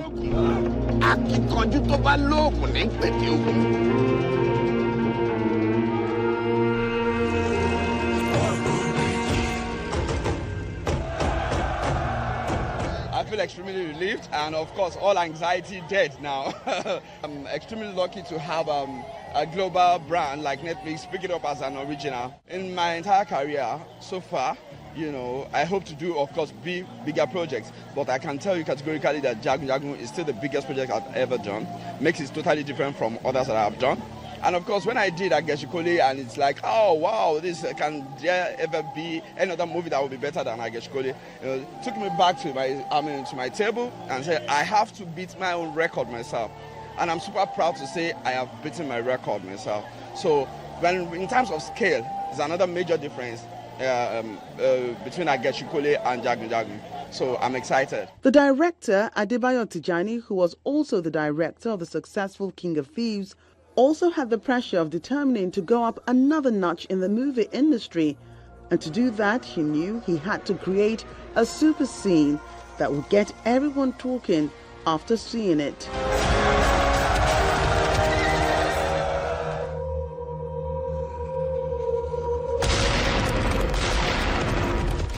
Yes, the scene was a scene where we have two towns that are coming together to fight a war. In fact, we shot that scene for 3 days. So it was not easy. And that was the first time on set I would lose my voice. That was the first time that in fact, it got to a point that I could not assimilate because the stress was too much. I was directing over 500 people on set. Lateef Adedimeji, who was co-lead opposite Femi Adebayo's character, arrived at the premiere in a typical warrior outfit, brandishing a blade, an arrow bucket strapped to his back with a bow ready to go. It was a different kind of filming experience for the rising actor, as he confesses that the filming was so regimented and so intense, he dislocated his ankle. Jagun Jagun is all about the warrior. It was a tough one, a very tough one. From the very first action, I broke my leg, and then for like the 40 days that we used in shooting, it was in pains and all of that, because with the leg bandage and everything, I still have to make sure that I give all I have and my best to this job.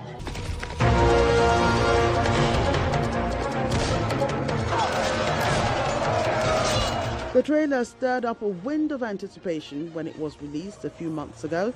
Many movie lovers are still enveloped by the anticipation, including veteran actress Joke Silva. It's a very ambitious story, and I look forward to seeing what me and Femi, what they have done with it. I'm looking forward to it, yes. Jagun Jagun fits into the current desire for epic Yoruba movies within the contemporary cinema space. Some of the veteran actors, including Pedro Ogunmola, Binta Ayomagaji, and Yinka Quadri, speak to the growth of the movie genre and the space of culture in today's society. This kind of film, Jagun Jagun, is speaking in tongues, saying what is really happening in our society.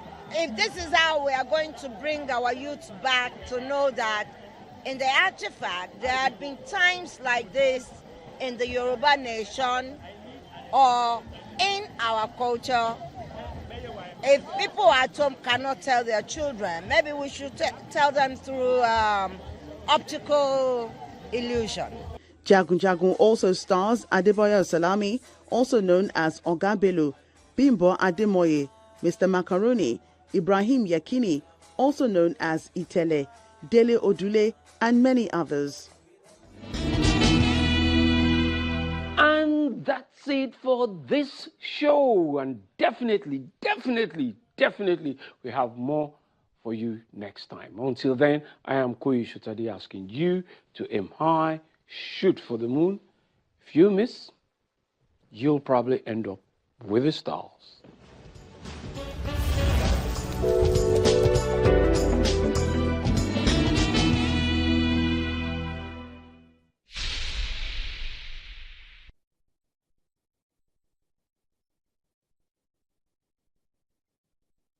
Our website, channelstv.com, has more information on our top stories and others. Subscribe and watch Channels Television's live stream on YouTube and other social media platforms using your mobile device browser, or download the Channels TV app for Android and iOS devices from their respective stores. You can also watch us via your smart TV platforms on Apple TV, Android TV, Fire TV, and Roku.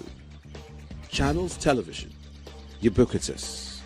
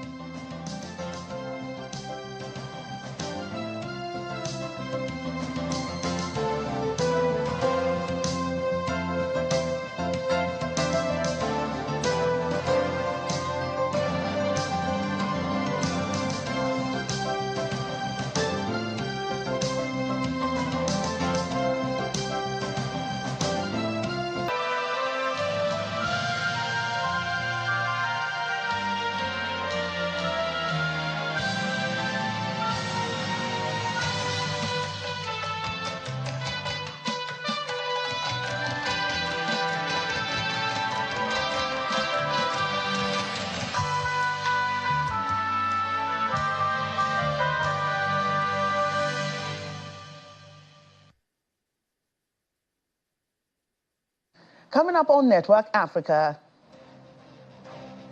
West African Regional Bloc, ECOWAS rejects Niger junta's 3-year transition plan.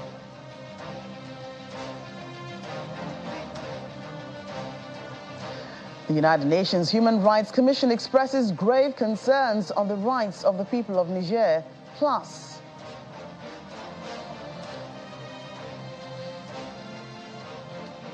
ahead of Tuesday's BRICS summit in Johannesburg, President Cyril Ramaphosa says South Africa will not be drawn into global power dynamics.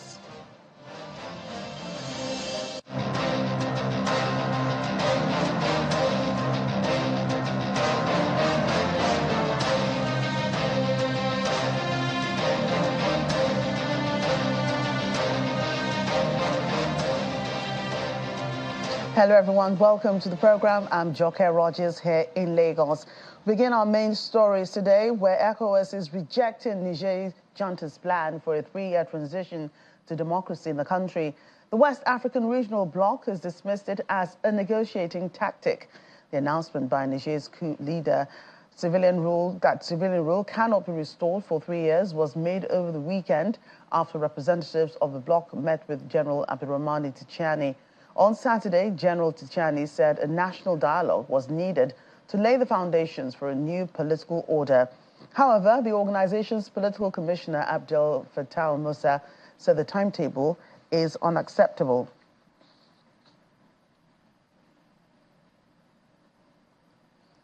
Meanwhile, Ambassador Musa was on our Channels TV breakfast program Sunrise Daily, where he said that ECOWAS has tried negotiating with the Niger coup junta, but the military leaders have consistently resisted dialogue. Ambassador Musa also adds that the use of force remains the last resort in the Commission's effort to restore democracy in the country, and is adamant that the pressure from ECOWAS is making the military junta loosen up and consider negotiations. The get-go, ECOWAS has always left the door open for negotiations with them, for dialogue to restore constitutional order. First, to free the president who is still being kept hostage, Mohamed Bazoum, his family and his members of his cabinet, and to restore constitutional order in the country. That has been on the table all along. They were the one rebuffing all effort by ECOWAS to contact them. There are back-channel negotiations ongoing, but it is the pressure that ECOWAS is maintaining that is making them loosen up. First, the sanctions, and also the threat of the use of force. And ECOWAS has always mentioned that force is the very, very last option. Well, when everything else has failed, and we still stand by that. We have always extended the olive leaf to them. If they want to take it, it is there. But like I said, ECOWAS is not going to engage in endless haggling over restoration of constitutional order in the country. They have no legality, no legal basis for them to hold the people of Niger to ransom and then dictating their own transition timetable. Let's get more on the political situation in Niger Republic. And the Africa Executive Director for One Campaign, Edwin Ikoria, joins us from Bournemouth, the UK. Welcome to the program today. Thank you for having me. Just to correct that, I have moved on from One Campaign, so I'm no longer the Executive Director for One Campaign, just to clarify that. And, I mean, where are you now? I'm in Bournemouth. I'm a doctoral researcher, advocacy consultant in the UK. Okay, thank you so much for that. But let's just move on and talk about what's happening in Niger Republic. Over the weekend, the coup leaders met with a delegation from ECOWAS. What do you think this signals? So there are several ways to look at this. Restoring constitutional order in Niger is a commitment that they've all made as ECOWAS. So relying on those commitments and the treaty, the Lomé Treaty, for instance, ECOWAS has a basis for, demanding and asking that constitutional order be restored and even issuing the threat of force.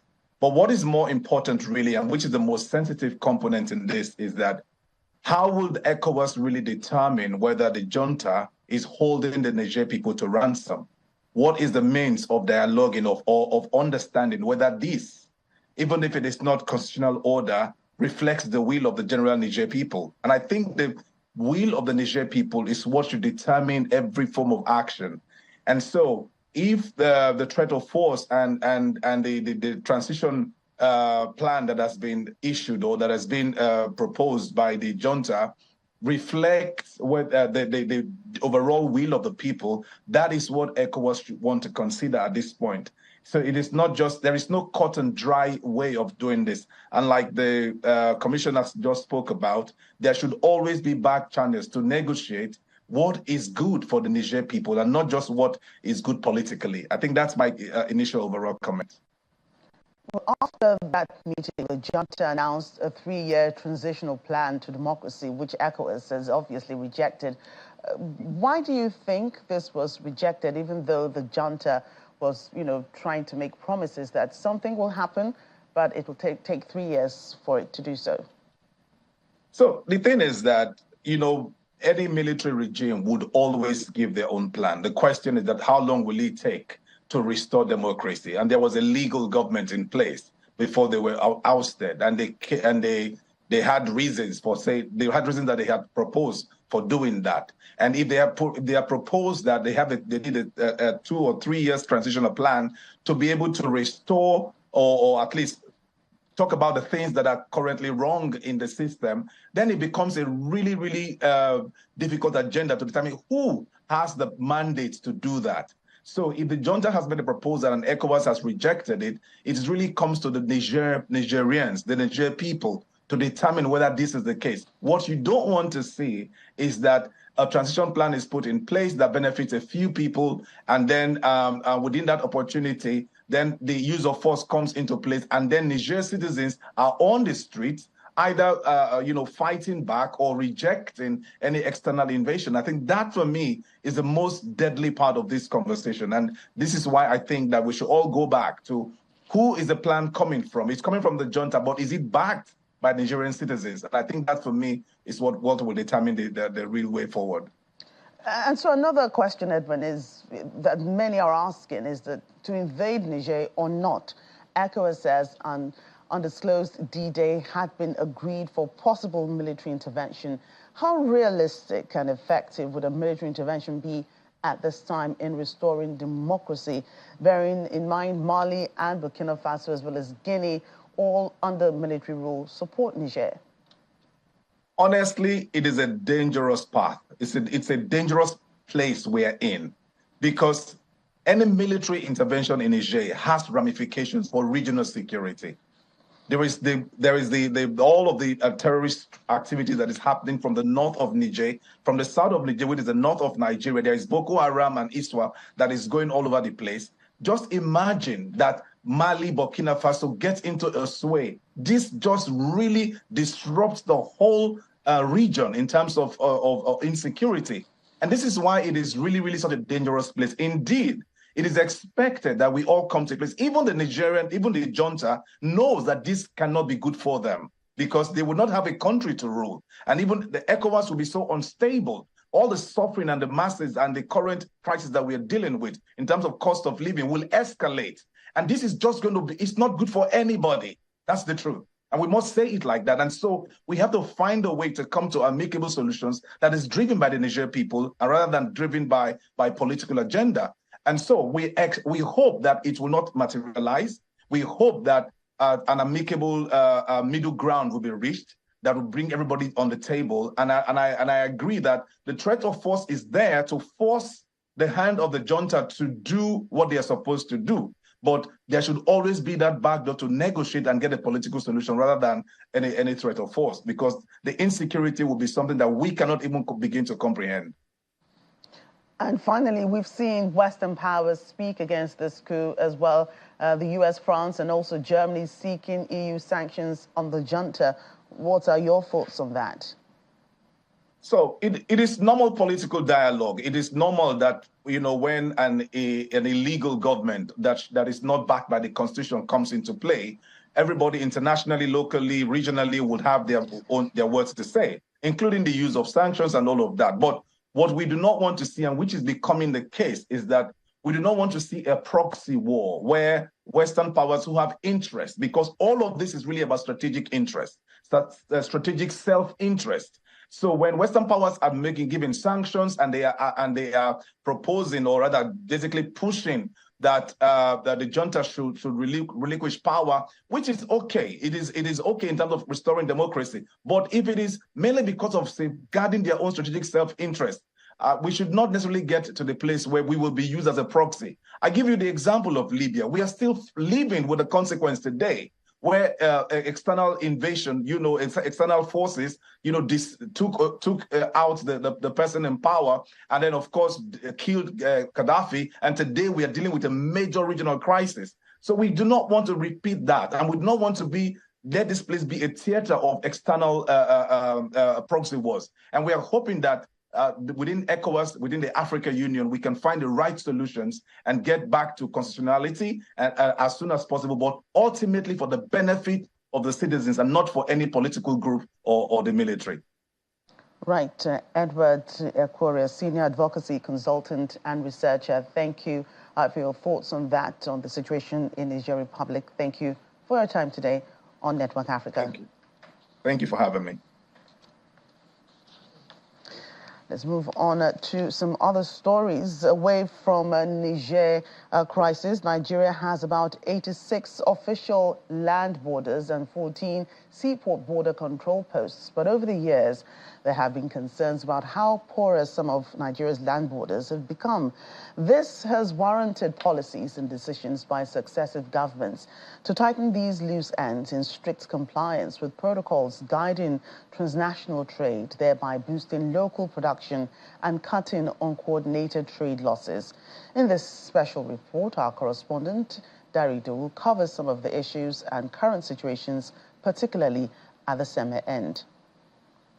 The Benin-Niger border is a long stretch and runs from the tri-point with Niger in the north down to the Bight of Benin in the south.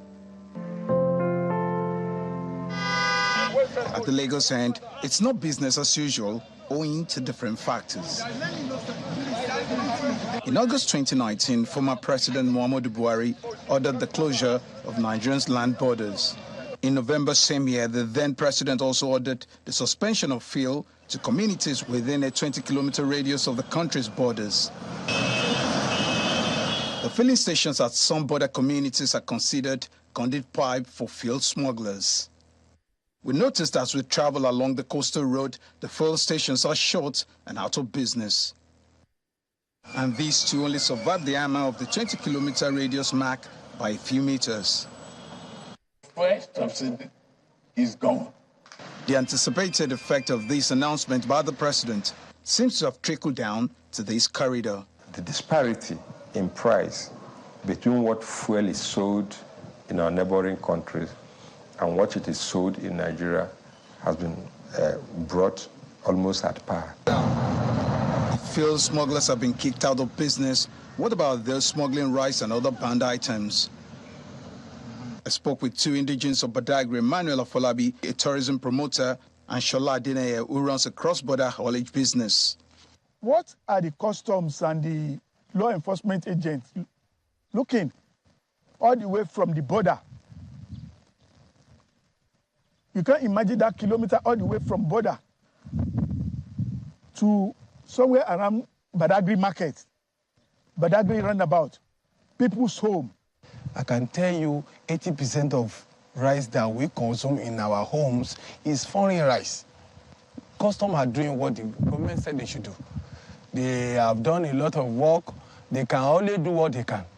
But these people that you are talking about, that you are calling, they are doing smuggling, they are hungry men. An hungry man is a desperate man. And a desperate man will do anything just to earn money. Are you getting me? They can close all the border. They can stand there 24 hours. Custom work is such that we have been given the powers under the Nigerian Customs Service Act 2023, to traverse every nook and cranny of this country, to make search, to intervene, to arrest any person, any house, any premises that we suspect may be housing unwholesome goods, what we call contraband goods in common language. We'll check in. To have a clear picture of the situation, we joined the anti-smuggling surveillance operation at the border. Cop smuggling. We'll patrol there this evening on surveillance to make sure that we checkmate smuggling activities.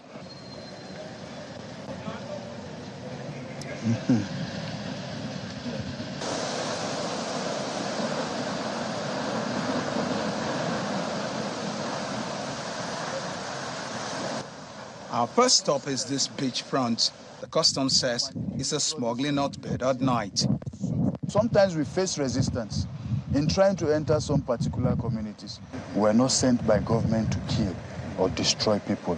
As much as we're making efforts to combat smuggling to its barest minimum, we try not to inflict pain by causing deaths. As the day wore on, we moved to the creeks. Cameraman and I are in the company of armed operations team, and as a form of protection, the amber light is kept on to avoid surprises from the community considered notorious for smuggling. As we're going in now, do not be surprised that if anything was actually going on there or is to go on there, you understand? They would have been informed. They have their informants.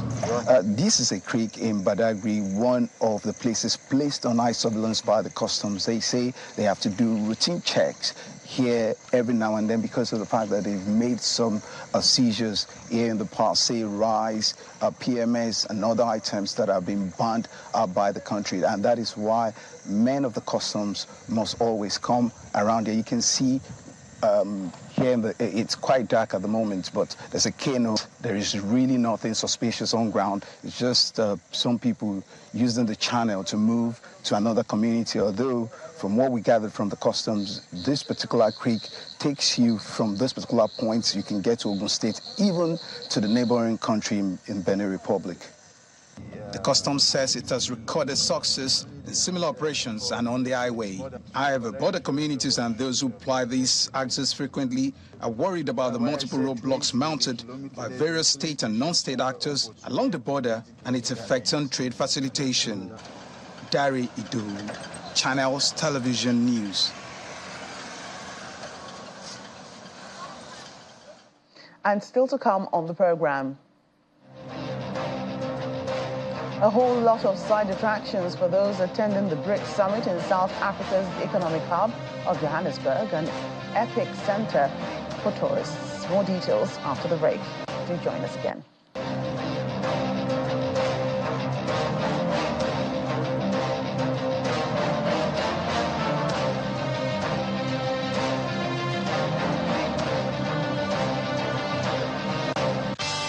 It's a sign of the times.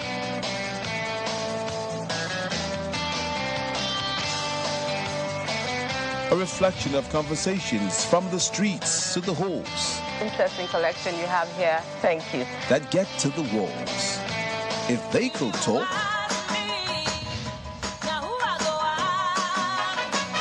see and hear the limitless creative. So I think the moral of it is that when you make a vow, you must ensure that you fulfill it. On Art House.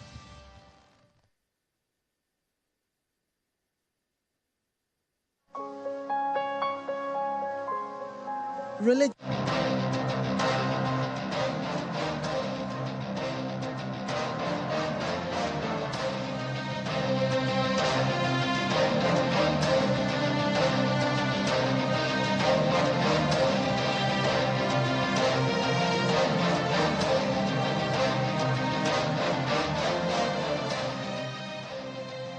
Welcome back to the program. A new report by Human Rights Watch is accusing Saudi border guards of the mass killing of migrants along the Yemeni border. The report says hundreds of people, many of them Ethiopians, who crossed war-torn Yemen to reach Saudi Arabia have been shot dead. The Human Rights Watch report titled "They Fired on Us Like Rain" is set to contain graphic testimony from migrants who say they were shot at and sometimes targeted with explosive weapons by Saudi police and soldiers on Yemen's rugged northern border with Saudi Arabia. However, Saudi Arabia has previously rejected allegations of systematic killings, adding that authorities within the kingdom have discovered no information or evidence to confirm or substantiate the allegations. At least 620 people are reported to have died at the Maputo Central Hospital in the past 40 days as a result of a health workers' strike. Mozambican medics are on strike for the first time in the country's history, and doctors in particular have extended their strike for another 21 days despite receiving death threats. The striking workers say they lack medicines and vital equipment and even have to pay out of their pockets to stock ambulances with basic gear. They say they have no choice but to strike and are calling for the health minister to be sacked. However, the government says it regrets that doctors have taken the decision to extend their strike despite the progress it says they've made in meeting their demands. And Somalia has announced a ban on social media platforms TikTok and Telegram and a popular online betting platform.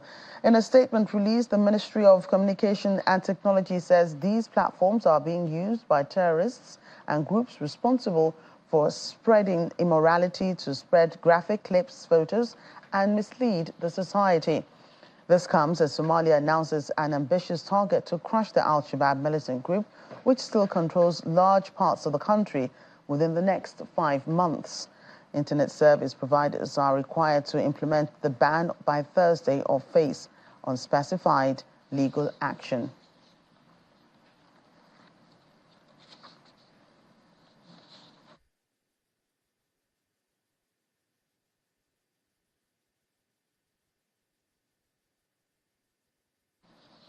The United Nations Human Rights Office says it has grave concerns for the people of Niger after the military took over power last month.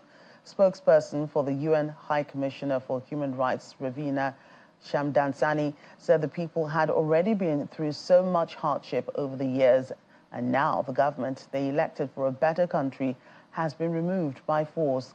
The office is now calling for full and free access for humanitarian assistance to allow critical food, medical, and other relief supplies into the country.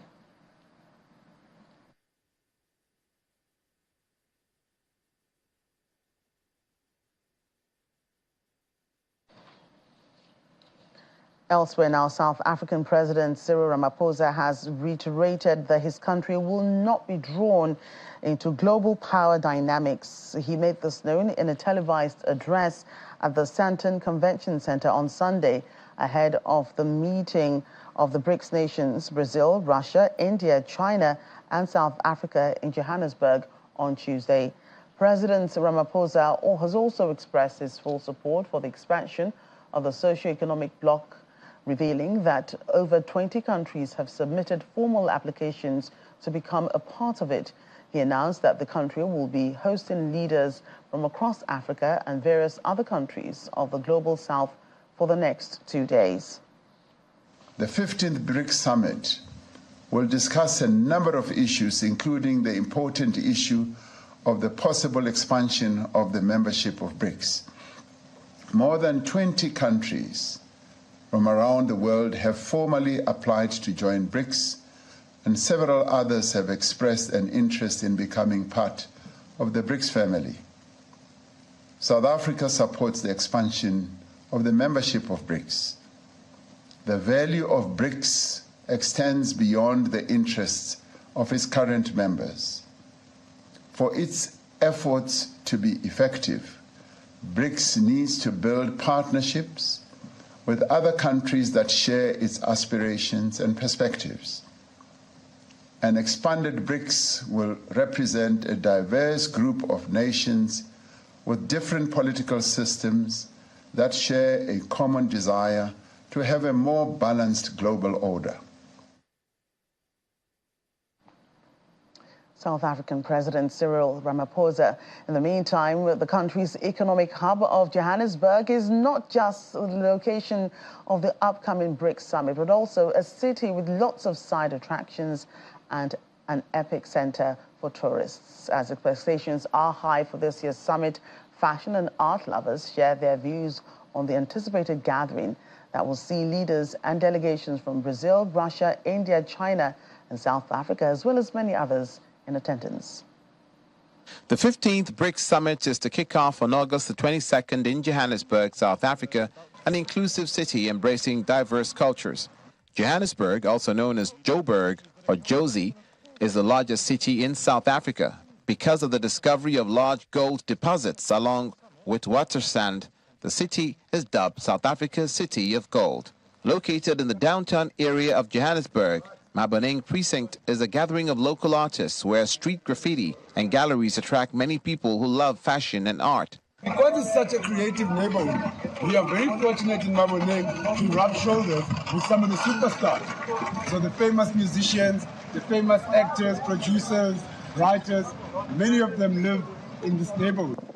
This fashion attraction in Johannesburg has been renovated to become a boutique business circle, providing access to understanding the fashion culture from coffee shops, restaurants, and diverse brands. It was originally a factory. There's a lot of diverse individuals within the country in itself, right?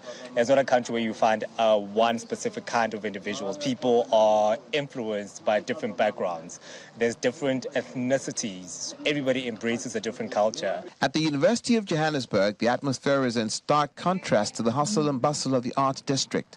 For a long time, the University of Johannesburg has paid special attention to exchanges and cooperation with China, with the Confucius Institute and the Center for Africa-China Studies established in January 2016 and November 2018. The upcoming BRICS Summit has also attracted the attention of students at the university who say they expect positive results. This is what the BRICS Summit is all about, to chat about these things, especially when it has to do with going away from the dollar. I think my most interest when it comes to the BRICS Summit is innovation and sustainability. There's been a lot of development in terms of China and its economy and its governance. So I think there's quite a lot to learn from there, and they could really teach us a lot in terms of how to develop and, sustain better. 67 leaders from Africa and the Global South are expected to gather in South Africa's economic hub of Johannesburg under the theme BRICS and Africa. The group of nations known as BRICS includes Brazil, Russia, India, China, and South Africa.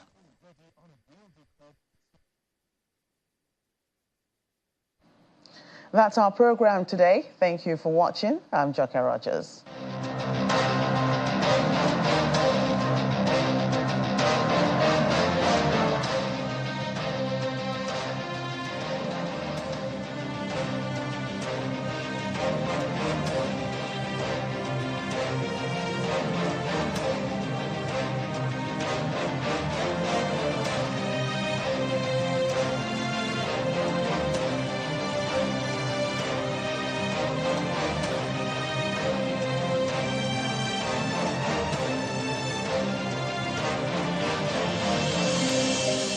Where's your paradise? London? Doha? Singapore? Miami? Zanzibar? This summer, Wakanao has got you covered. Lock down unbeatable travel deals with only 10% down payment and pay small in convenient installments. Book now on wakanao.com. Download the Wakanao app for even cheaper deals. Come on, take a break. Escape to paradise. Wakanao. Let's go. Our website, channelstv.com, has more information on our top stories and others. Subscribe and watch Channels Television's live stream on YouTube and other social media platforms using your mobile device browser, or download the Channels TV app for Android and iOS devices from their respective stores. You can also watch us via your smart TV platforms on Apple TV, Android TV, Fire TV, and Roku. Channels Television, ubiquitous. Stay connected to the world with Channels TV Podcast and get all the trending stories. Simply log on to channelstv.com, click on podcast, select the program of your choice, and listen. Our podcast is available on Apple, Google, and Spotify. Tap the expertise you trust. Touch the stories that touch you. Anytime, anywhere.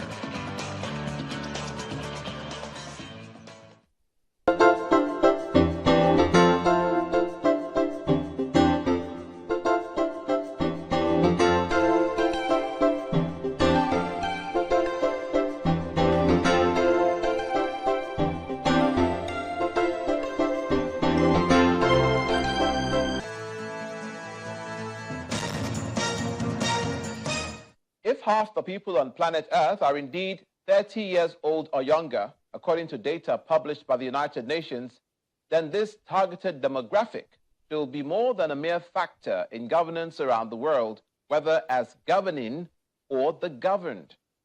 For the former, their numbers in power are few and far between, while for the latter, these considerations are becoming more obvious in the 21st century scheme of things. That's our focus on Special Report. If you've done any on carton, can we see them? On carton, nobody brought their carton water. Wow.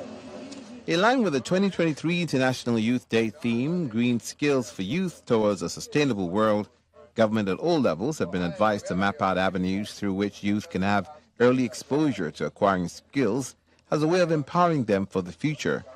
The director of a non-profit skills acquisition foundation gives the advice. We train-wash young ones like this on crafts for them to be self-reliant, because we know that self-reliance is a key to capacity building. So if we believe that if we catch them young from age 5 and above to adult age. These are young minds who are believed to be from indigent homes, brought together with the consent of their parents yearly by Mr. Alabo Sampson, a craftsman who helps young minds learn and develop skills to fall back to in the future. Yeah. The founder of the Special Craft Youth Foundation, he says the center exposes the youth and children to shoemaking, wax crafting, and general art designs free of charge. They can be free and relied in terms of skill development. And this year theme of International Youth Day is Green Skill for Youth Sustainable World Development. And we are looking at giving them skill, because when we talk about green skill, we are talking about regarding to skill and sustainable, which is related to technical skill, knowledge, value, attitude, and needs in terms of workforce. So we are looking at taking agriculture and technology and using it to create crafts, like what you see these young ones do. In as much as they can read and write, we can teach you the craft for free. He noted that this year's theme of the International Youth Day corresponds with what the foundation has been doing with self-effort since 2008, and wants the government at all levels to encourage such organizations to do more. Some of the children who are present at the mini workshop for their free holiday craft classes, as seen, are making different footwear designs and ornaments. This is now the upper. I did S. X because I can give any design. This is X design. This is the upper. Why this is the top floor. And the center, that is the insole. Then the outside is the sole. But we don't have a heel. So now if I add a heel, it will not become heel. Sometimes when we came to meet this outside, please, sometimes we don't have money to pay to him, but sometimes he always give me for free. I should do it. Now, since some days I've not bought gum, he always give me gum for free to do my key. I pick interest and went for it. I went for the training and learned so many things: palm making, belts, sandals, even Ankara bags. The thing helped me so much. Like, you make me to provide things for myself, and I can also use the palm to support myself. According to a statement by the United Nations, to mark the 2023 International Youth Day, a successful transition towards a greener world will depend on the development of green skills and knowledge, abilities, values, and attitudes to live in, develop, and support a sustainable and resource-efficient society. Please, anything you need, just one person.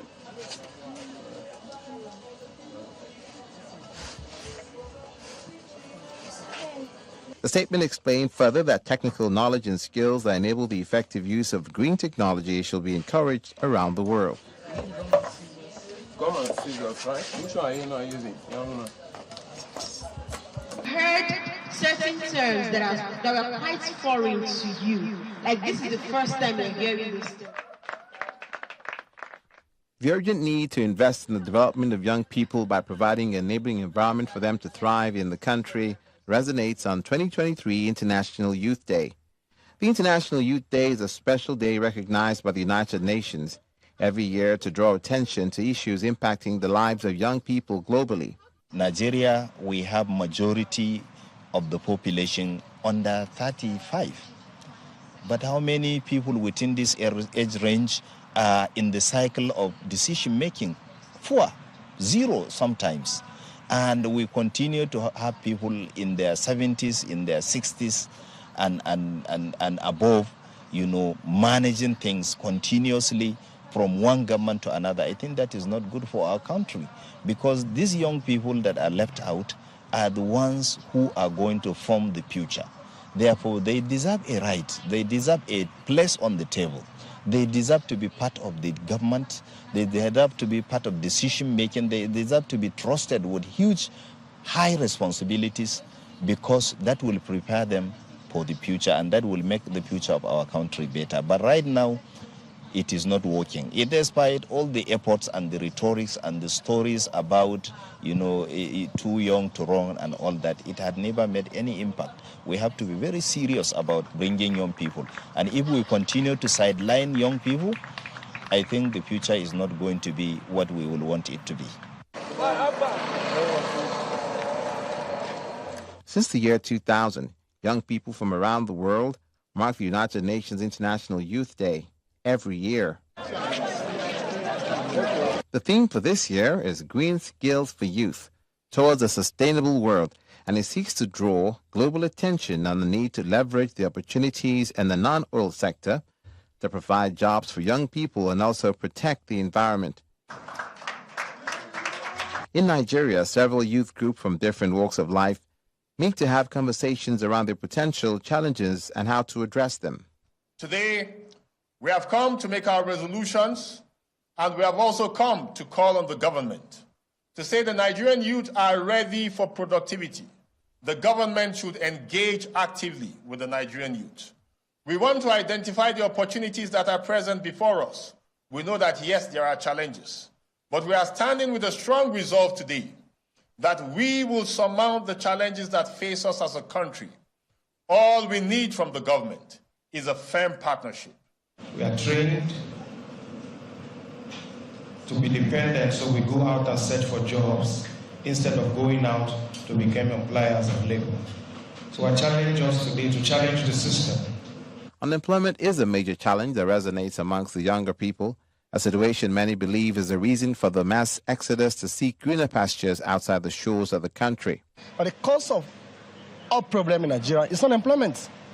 Once the youth are engaged, if I'm engaged or the youth are engaged, cannot have the time to go and commit crime in the criminality.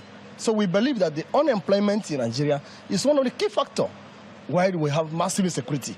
You see, NSAS, Japa syndrome, the aggressiveness shown during the election are symptoms of the general frustration of the young people. Today, the young people are fast losing trust of their leaders, and that should be a matter of concern.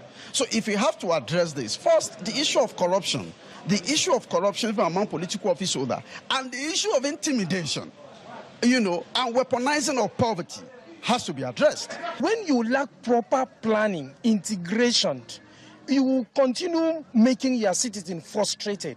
And out of frustration, we will now look for greener pastures. That is the word now Japa comes in. So I wouldn't blame our Nigerian youth who are leaving the country.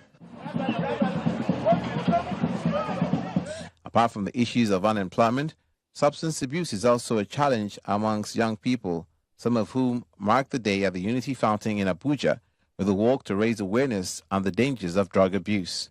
We are trying to encourage, we are trying to sensitize young people to focus more on self-productivity, to focus more on entrepreneurship, to focus more on trying to develop themselves, trying to develop the country, and desist from the use of drugs.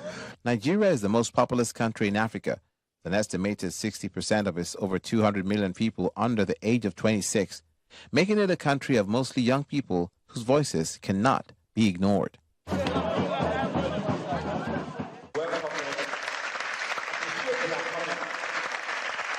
For the Economic and Financial Crimes Commission, the EFCC, discouraging crime amongst young people is paramount, as they also hold an anti-corruption lecture in Cross River State, targeting the young demographic. We are trying to enlighten students, that is catching them young, on the ills of corruption. And we've told them why they shouldn't be corrupt, why they should report corrupt practices wherever they are. Believing that if at this age we all buy in, Nigeria will be better for it. With the recent development, if you look at the level of convictions we have in the EFCC, in all commands, majority at like 75% or more has to do with the cybercrime that we call Yahoo Yahoo. And it is one of the reasons why we felt, instead of convicting the youth, who are ultimately the leaders of tomorrow, it is better to come sit with them, talk to them, enlighten them on the ills of all those crimes, believing that it will be better for the country. This gathering is an assembly of youth from far and wide in different parts of the country, coming together to celebrate International Youth Day. To fast-track the actualization of your dreams. One after the other, without much ado, they bring to the fore the role of young people on building the nation. The citizenry is the first pillar. You are the first pillar of the nation. Then the ideology is next. What are we gathered around? What do we want to achieve? What is the DNA of a Nigerian? Some people say corruption. Get out if you say so. For me, it is resourcefulness. It is that resourcefulness that now shows like corruption. You know, give us a law. The first thing is, how do we beat it? And you are not born in your nation by accident. I say a patriot is someone who believes that their country is blessed by having them born in it. We cannot all jackbow. It is absolutely important for all hands to be on deck. Government cannot do it alone. So we need organizations like SMILE. We need the United Nations to ensure that our youths reach the potential that they need. The Leadership Summit conveners put the pedal to the metal, taking turns to prefer solutions for the challenges. We are saying we will not accelerate achievement of the SDGs without a multi-partner, stakeholder partnership. Government needs to provide a conducive environment. Businesses need to thrive, and governments need to enable that, need to cut down red tape that exists. The private sector needs to do at least two things. One is to create jobs that are in the green economy for young people. And secondly, private sector is also about providing resources. I think we don't have a proper system in place that educates them. It's not about what they learn in the four walls of school. What we deal with on a daily basis at an organization is those that just need clarity. The issues is lack of mentorship. The issues also are lack of resources. What are resources? I'm not talking about material again. It's the capacity building. They need to be the capacity, the skills, the values, all that needs to be invested in, and we're not doing enough of that. These kind of programs we're organizing are not found in the four walls of school. They are beyond school. They're things that community, they're things that different institutions, religious, need to engage in and keep investing in them. Some participants give their opinion on the turn of events. I made up my mind to push through, take the lead, take charge, and learn a skills. I've learned that I should take charge of my future, and my future is now. And the summit has also taught me that it's not too late or too early to start whatever I have envisioned in myself. Regardless of the situation of the country, I should always be positive